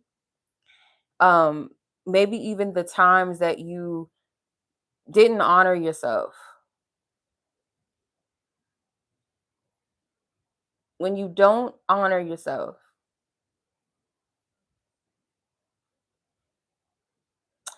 or that you know that you feel something, or you know the truth of something that you feel but you don't say it, or you tell yourself no, it's not that important. Like anytime that you sin against yourself or work against yourself, maybe even is overactive, you tell all of your business or gossip, or you don't speak up for yourself enough, or you don't honor your truth enough in any capacity, that could be a form of a block. So what you're going to do is you're going to bring that light from your heart chakra up to your throat, which the throat is blue. You're going to bring that blue energy up into your throat, and any words that you swallowed or bottled up, may it be released, and see it being released energetically, or you can write these words down and see it being released out into the atmosphere. And you want to voice that your truth matters. Your voice matters. Your authenticity matters. And then we're going to move up to the third eye chakra, which is the light chakra. And this chakra is located at the center of our forehead. So, as the guru describes it, it deals with insight blocked by illusions. And he says the greatest illusion is the illusion of separation. The things that you think are separate and different are actually one and the same. And then Aang says, like the four nations. And then the guru responds to him. He says, we are all one people, but we live as if divided. We live as if we're divided. So in this energy, whatever energies that in some kind of capacity you live under this illusion of separation, whatever that might be, to write that down. And then start to see all of the ways that actually it is one and the same in some capacity. You can write out the ways that you create, the way that you express yourself, your truth, your beliefs. Write those things out. Be bold. Tap into your intuition as well, because the third eye deals with our spiritual sight, our psychic vision. So any visions that pop up, write them down, because they can also be messages to tell you, like, maybe where the divisive energy comes in your life, or where you might be under the illusion of some sort of separative energy. If not, have a full-on experience with spirit, like like I did. Like, no, in a good way. So the crown chakra, the last chakra that we're going to tap into or discuss, the crown chakra, which is located in the crown of our head, at the top of our head. So this deals with pure cosmic energy and is blocked by all earthly attachments, as the guru states. Meditate on what attaches you to this world, he says. So you're going to meditate to what attaches you to this world. It could be anything such as your dog. It could be anything such as your husband or your wife, your children, your job, your whatever it could be. Write that down. Don't be shy, and meditate on what attaches you to it. Like, and you're going to let go of the attachment. Attachment does not equate to care or love. Attachment comes from a place of control and a sense of fear, right? You are to let those attachments go, because essentially, like, when you think of it, you go a little bit deeper. It's never about, oh, because I care about them. The attachment is because of some sort of fear, right? Worst case scenarios or something like that. Let those energies flow, right? So in this scene, or at this point, Aang was hesitating letting Katara go. Katara is the Queen of Cups. This is his love interest, right?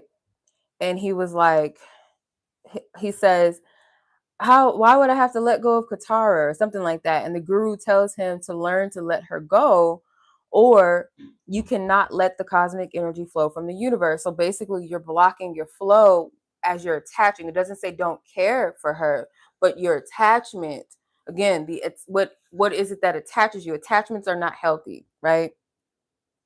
So when he tells Aang to surrender himself, once Aang does, he sees his avatar. This is the scene. He sees his avatar. And then he gets distracted by this vision of Katara in danger. And that's when he drops down because he's almost like levitating, he's floating. But this is metaphoric.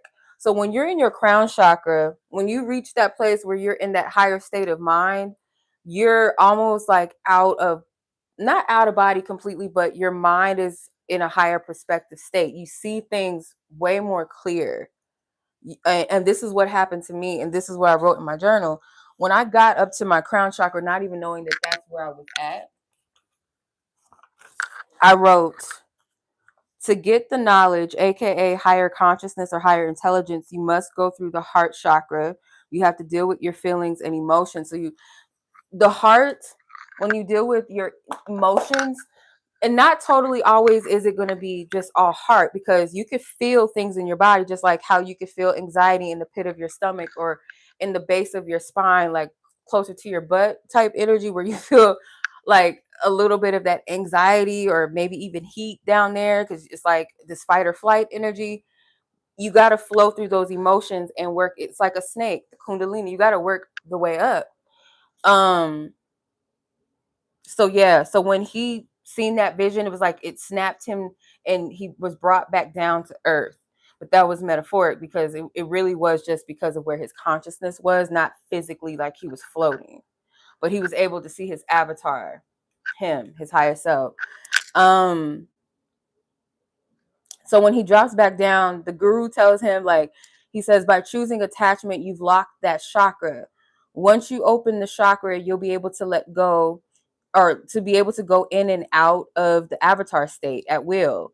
So when you are in the avatar state, you will have complete control and awareness of all your actions. So he was telling him, like, to be in this state, you are in higher consciousness of understanding. So therefore, you'll be able to control things from that higher perspective, not lower nature, not fear, not attachments, but with higher clarity and consciousness. That's what he was getting at.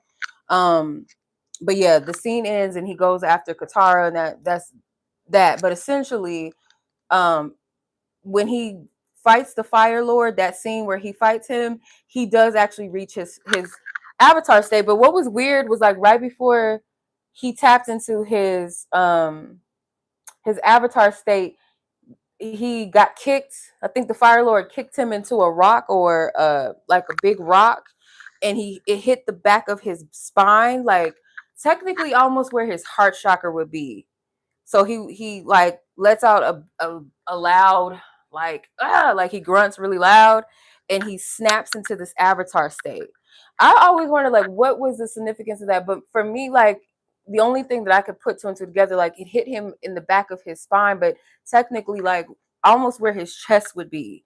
So again, the whole heart chakra thing, I'm not sure, but for whatever reason, that snapped him into his avatar state. But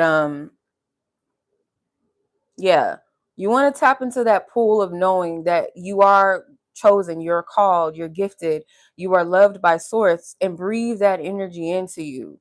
Like, do not allow distractions.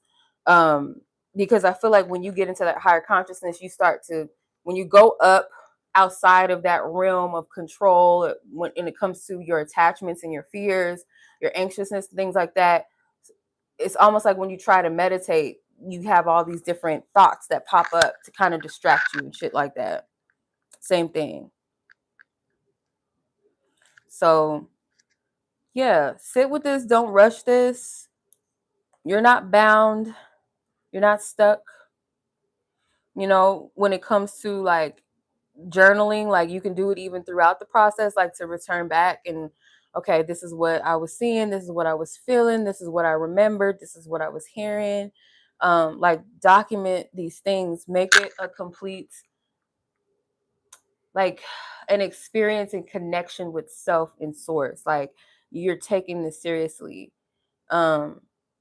But I tell you, I did not plan on going through that experience. I really was like thinking, oh, I'm just gonna hit this bong right quick, smoke something or whatever, and no. Like, no, it was a whole process. It was. So it really was a journey of the chakras. And like when I was out of it, when I came back down, I was like, when I went through it, I didn't feel that fear anymore, that anxiety anymore. I felt clear. I was guided to watch that scene from The Last Airbender, that episode. I think it's season 3. I don't remember what episode it was for sure, but okay. I don't remember. I don't recall. Okay, so now we can get into the Venus on the Block reads. I appreciate y'all. If you guys enjoyed this whole installment, the reading, the kind of going through the healing session. I know we can't really fully get into the healing session because I'm not in like a yoga studio or some shit where I can like get into it, but hopefully, you know, it resonated. It was helpful. Okay. So I'm going to put the list in the chat in a second. Let me get the timestamp because I know we're at 105 minutes and 50 seconds. I'm going to have to fix that because that's not the right conversion for the timestamp. All right.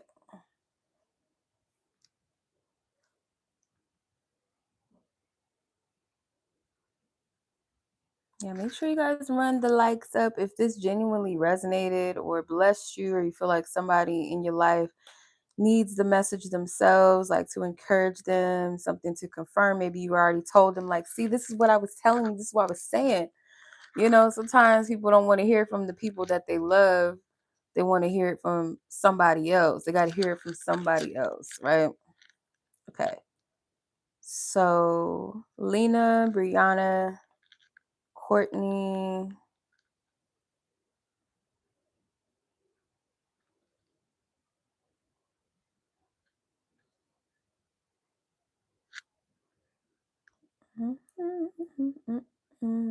Okay.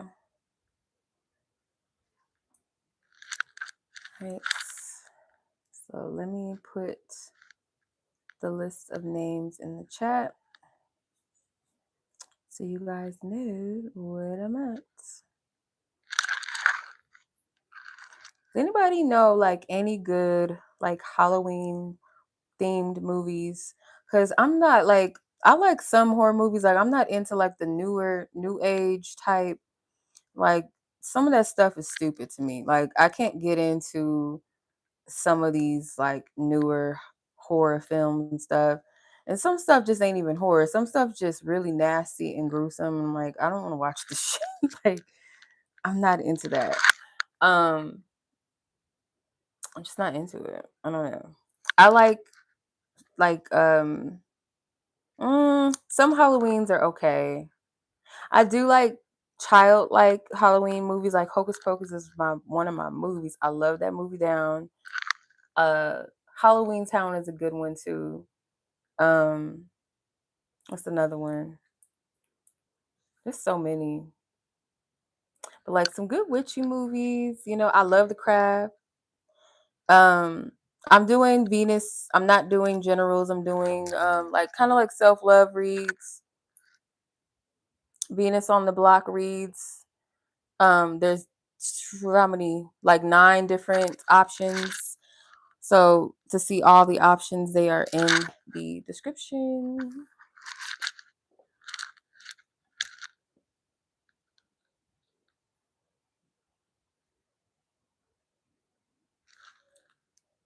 But I'm probably not gonna take any more readings tonight. Actually, I'm just gonna take these 3 because my energy is kind of getting shot, child.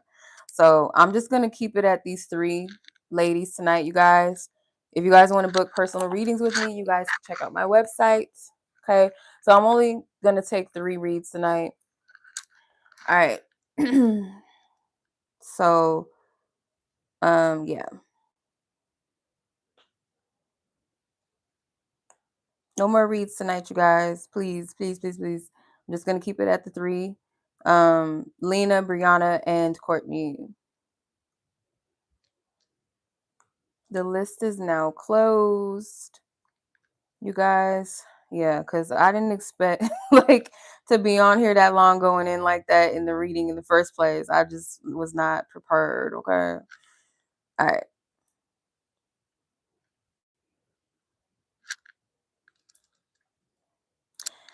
All right, let's get it popping. So, Miss Lena, you are first, and your reading of choice is Spoiled by Spirit.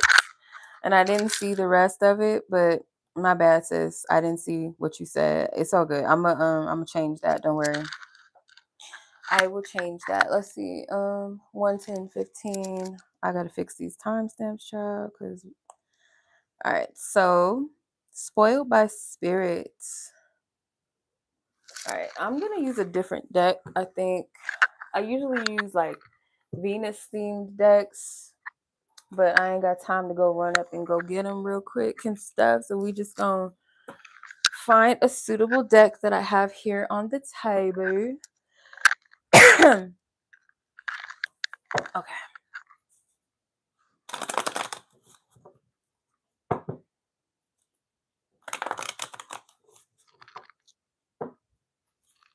I apologize. Not tonight. Not tonight. I'm only gonna do these three, and these are just the Venus on the block reads. We're not doing like any love reads or general question reads. It's just like kind of based around self-love work and stuff like that. So for now, y'all, I'm gonna keep it closed because like I said, my energy, I did not expect to be on here this long. So yeah. All right, Miss Elle, let's start. Spoiled by Spirit. Let's see. What's the message, Spirit? For you know who. Yeah, let's see.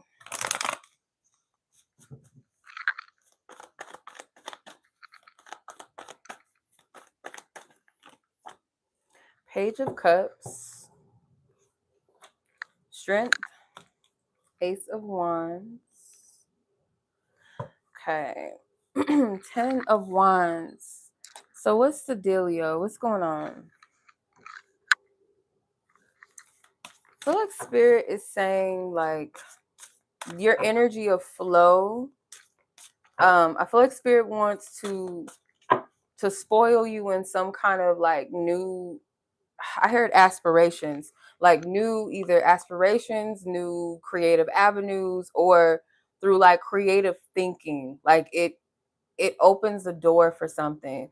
Because this Ace of Wands to me feels like a divine spark, a divine, yeah, like a divine spark or some sort of creative idea or something that pops, like something that maybe you didn't see before, or an avenue or opportunity or something that you didn't recognize at first. Like Spirit saying like the control, there's no control in this. It's like it's a flow energy. So trying to control it, like how do I explain this? It's like you might make things a little difficult for yourself, or you, yeah, like you might create difficulties, or you put challenges before you, or all you see is the challenges before you. And it's like there's some element of like something that you're not seeing, or something different, something new. Let me see. How Spirit wants to spoil.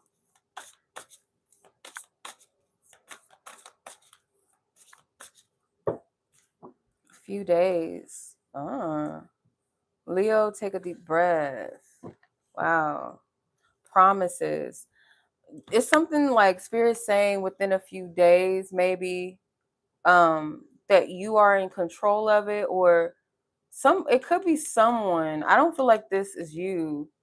It could be a Leo specifically, or somebody that is a leader, somebody that's bold, confident.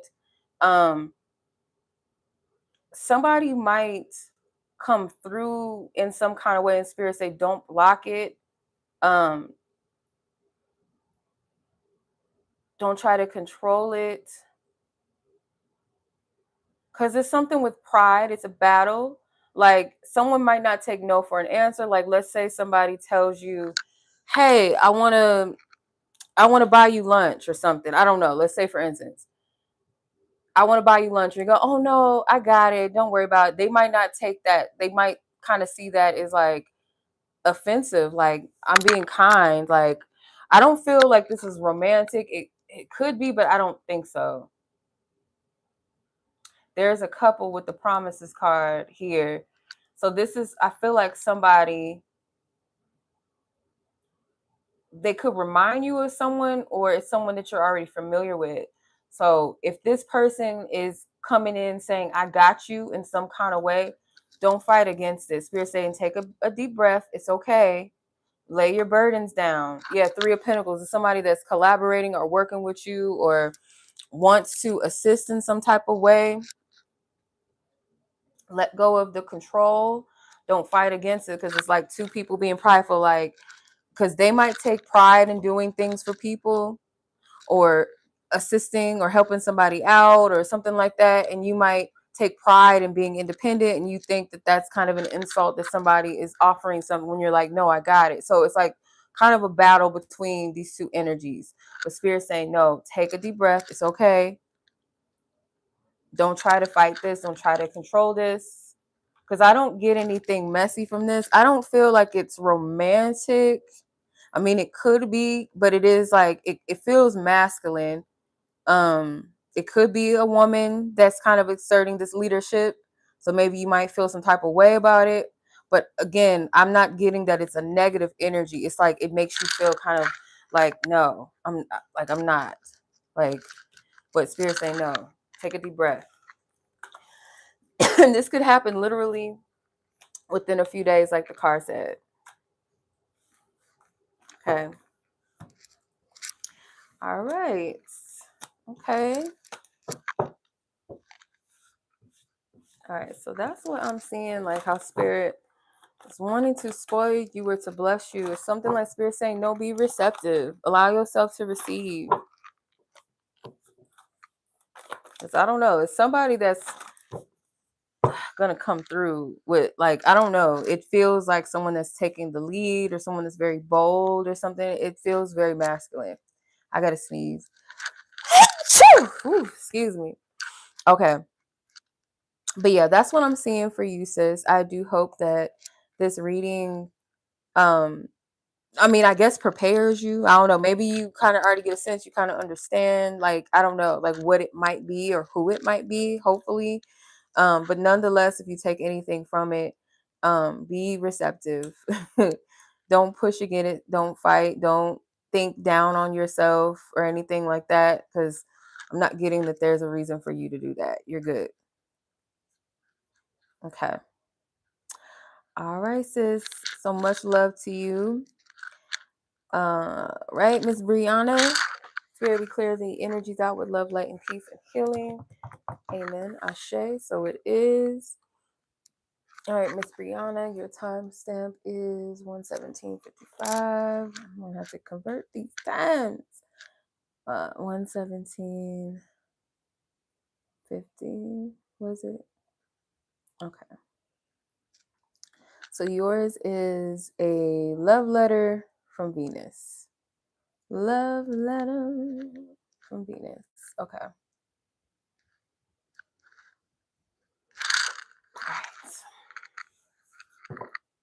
Thank you, Spirit, for your divine guidance. Ask for permission to tap into Breyonna's energy. What is the love letter? The message of love, encouragement, comfort, truth, empowerment from the Venus divine feminine, divine mother essence. What's the message you have for Breyonna? What's the message? Oh my goodness, my shoulder. My right shoulder felt heavy, like somebody pinched it or something. 3 of Cups. Now I feel a little sick to my stomach feeling. So there's something that her letter to you is like, I'm hearing this Justice card gives divine mother energy. Kind of reminds me of like an Arzuli Dawntour type of vibe with her sword. She don't play. It's giving this energy. That's what I'm seeing with her. But if you've seen like a picture of Arzuli Dawntour, She usually has a dagger in her hand, and that's the vibe I get this from her. Sometimes I get Mayat energy as well, but I feel like this is a message because I heard child, like her referring to you as child, but like from a mothering, loving standpoint, not like she's calling you a little girl, like trying to son you type vibe. Um, but child, there's something like pulling, like it pulls at you, like soon as you step forward. It could be something that you're purging or that you're releasing, or she's telling you to purge it or release it, to throw it away. Because I felt nauseous, but I don't feel like it's literally vomiting, but it's like to dispel something, to throw it away. Um, this hurts. It could be, yeah, these swords and these daggers. I feel you're very protected for one. I don't know if you have any connection or you resonate or you've been seeing Arzuli Dantor references or like Virgin Mary references around you or something. But this is an energy of compassion and support, but also strengthening you, like trying to straighten you up, and something that there's like move away from it. You're separating from something or someone. um you're going in a different direction. hmm.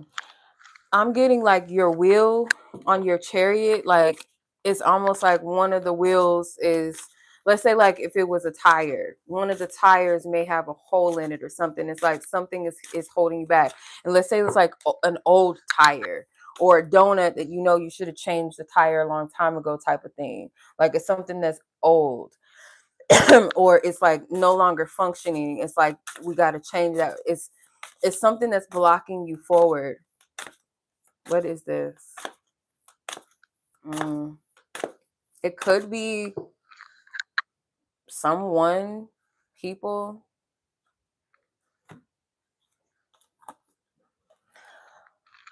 Okay, there might be something significant with one of these holidays. It could be Halloween, it could be Thanksgiving, because this pumpkin is standing out to me right here in the Three of Cups.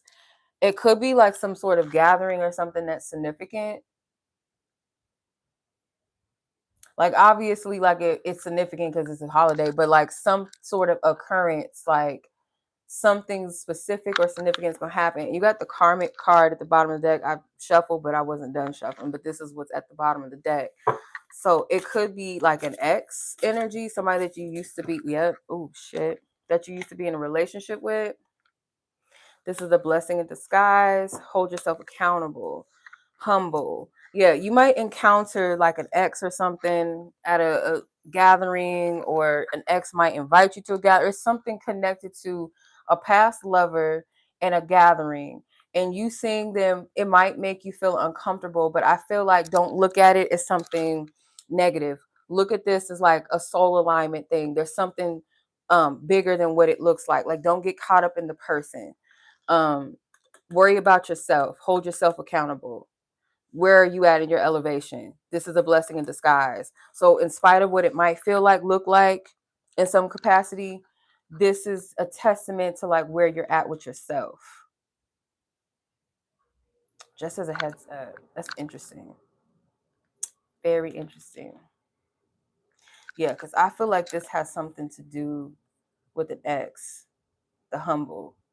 This person may try, or maybe they are kind of in a better place than where you guys left off. Like they're humbling themselves, coming at you humble, and it's like, test your energy, how you gonna handle it, type thing. Um, yeah, how are you gonna handle this? Is like the real.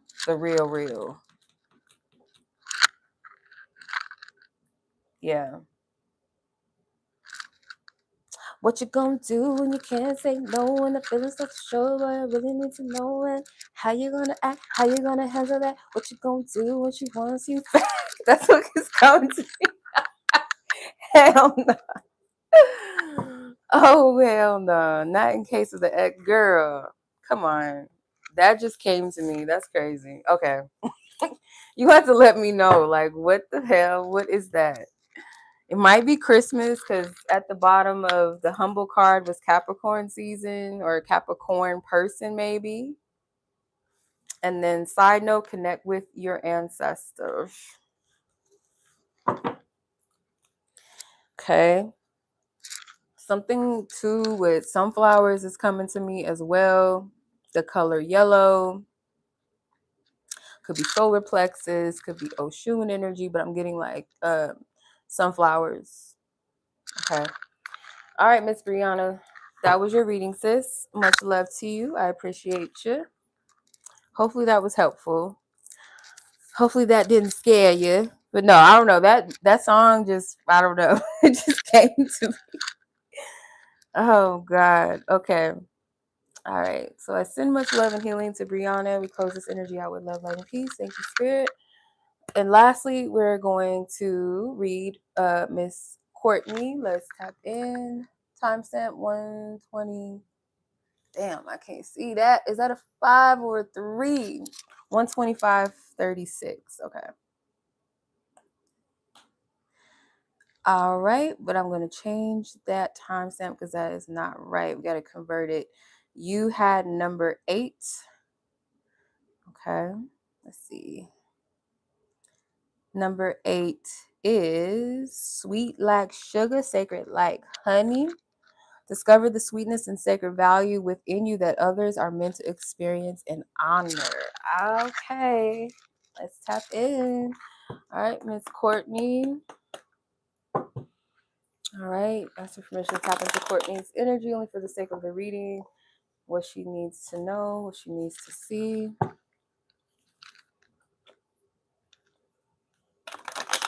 What does she need to know? What does she need to see? All right, what is the sweetness and sacred value within Courtney that others are meant to experience and honor? What is that, Spirit? What is that sacred sweetness and value? Oh, okay, King of Pentacles. Treat me like I'm something valuable. That's what I heard. Treat me like I'm something valuable. It's bold in its energy. It's solid. So the part of you that sweetness and that sacred part of you that others are meant to experience and honor, it's very unapologetic about what you want and what you deserve. And it could be that this is a little bit of a block, yeah, in love. Because with the 9 of Wands, it's almost like you might be intimidated to step into this energy a little bit. Yeah, it's like taking something by force, but not like forcing somebody against their will, but it's like, I'm not going to be apologetic about my worth and what I want and what I value. And I used to say this card kind of looks like Tiana Taylor to me. She kind of does. So I'm only going off of like what's presented, like what, her relationship is presented to be. And it is presented as this come up, like a man that's more softer in their energy, takes their time, more intentional, more loving, based off of how she describes it. She does seem to kind of melt and fall into him and like in safety. So I get this vibe. It's like you like Spirit is saying, like your sweetness and your sacred value that other people are to experience and honor is this unapologetic energy of like who you are and what you want and what you deserve. And maybe it is a desire for someone that you could feel safe and soft with, but there's some sort of fear that blocks this experience. And or like once you express or show this depth, that it can come off to some people as very domineering, especially if they are themselves kind of insecure, or they kind of are intimidated by a woman that expresses her truth and what she wants, what she needs, what she sees for herself, how she values herself. And in that case, those are not the right people for you. They're not the ones to honor and experience you. Like if they can't honor it, then they're not worth like they are not to be the ones to experience it. So this has something to do with equality and match and kind of being discerning, or just understanding that the honest truth, the boldness, the setting my standards, and asking for somebody to be that safe space and to provide something to a certain degree, a certain level, or in all levels or multiple levels. Someone that is strong-willed, that can handle someone that is honest, someone that knows what they want, that only chooses what is of their highest good, what's best for them, what gives them peace, what's truthful, what's honoring to them. But if they're not for me, then obviously that's not the person for me, right? So it's like spirit doesn't want you to fold or bend in that, or they want you to exercise this more. Let's see. Sweetness and sacred power that others are to experience and honor. What is that?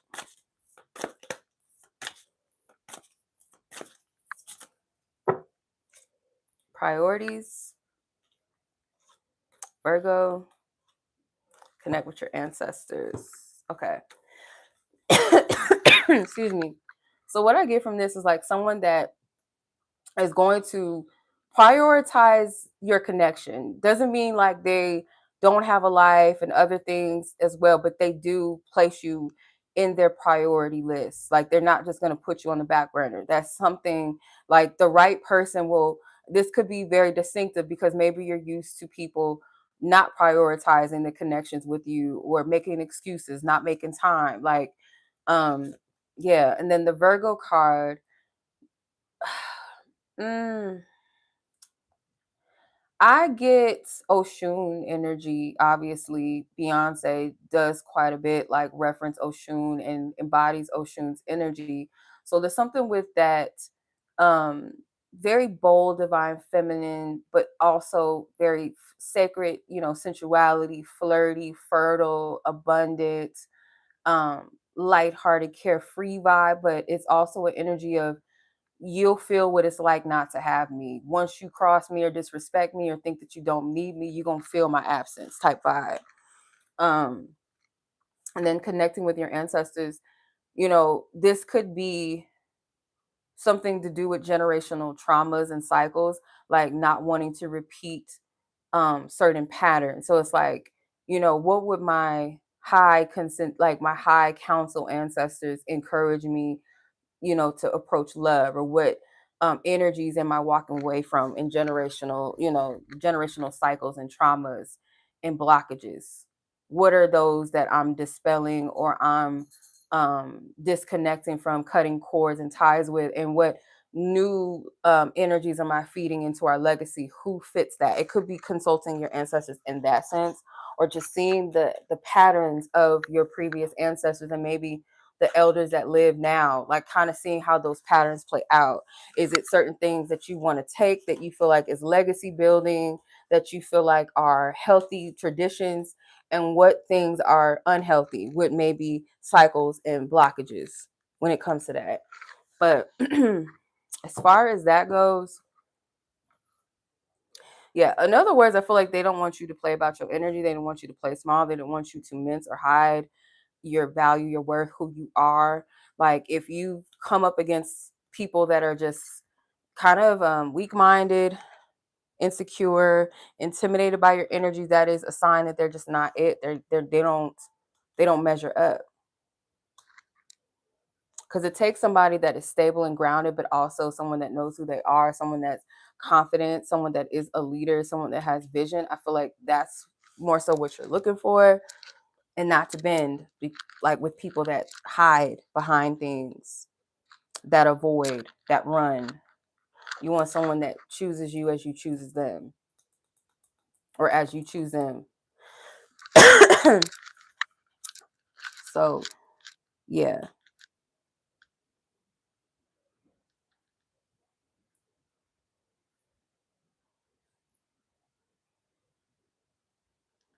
Yes, ma'am. So I'm gonna leave it at that, y'all. That concludes the live, the Venus on the Block reads. We did the collective reads. So I hope you guys enjoyed this. I'm gonna update the timestamps. Make sure to timestamp. I'm gonna make sure I timestamp all of the events of the live, so you don't miss anything. If you need to rewind, go back. Definitely do that. Make sure you guys like this video. Show some love and appreciation. I would greatly appreciate that myself. Gratitude gratitude is a currency. So thank you guys so much. I appreciate you guys. Thank you. And yeah, y'all take care. Y'all be blessed. Be safe out there. But yeah, all right. Y'all be blessed. Thank you. Take care. Be safe out there in those streets, okay? Enjoy your weekend or wherever you guys are in the world. And I'll catch you guys in the next one. Peace.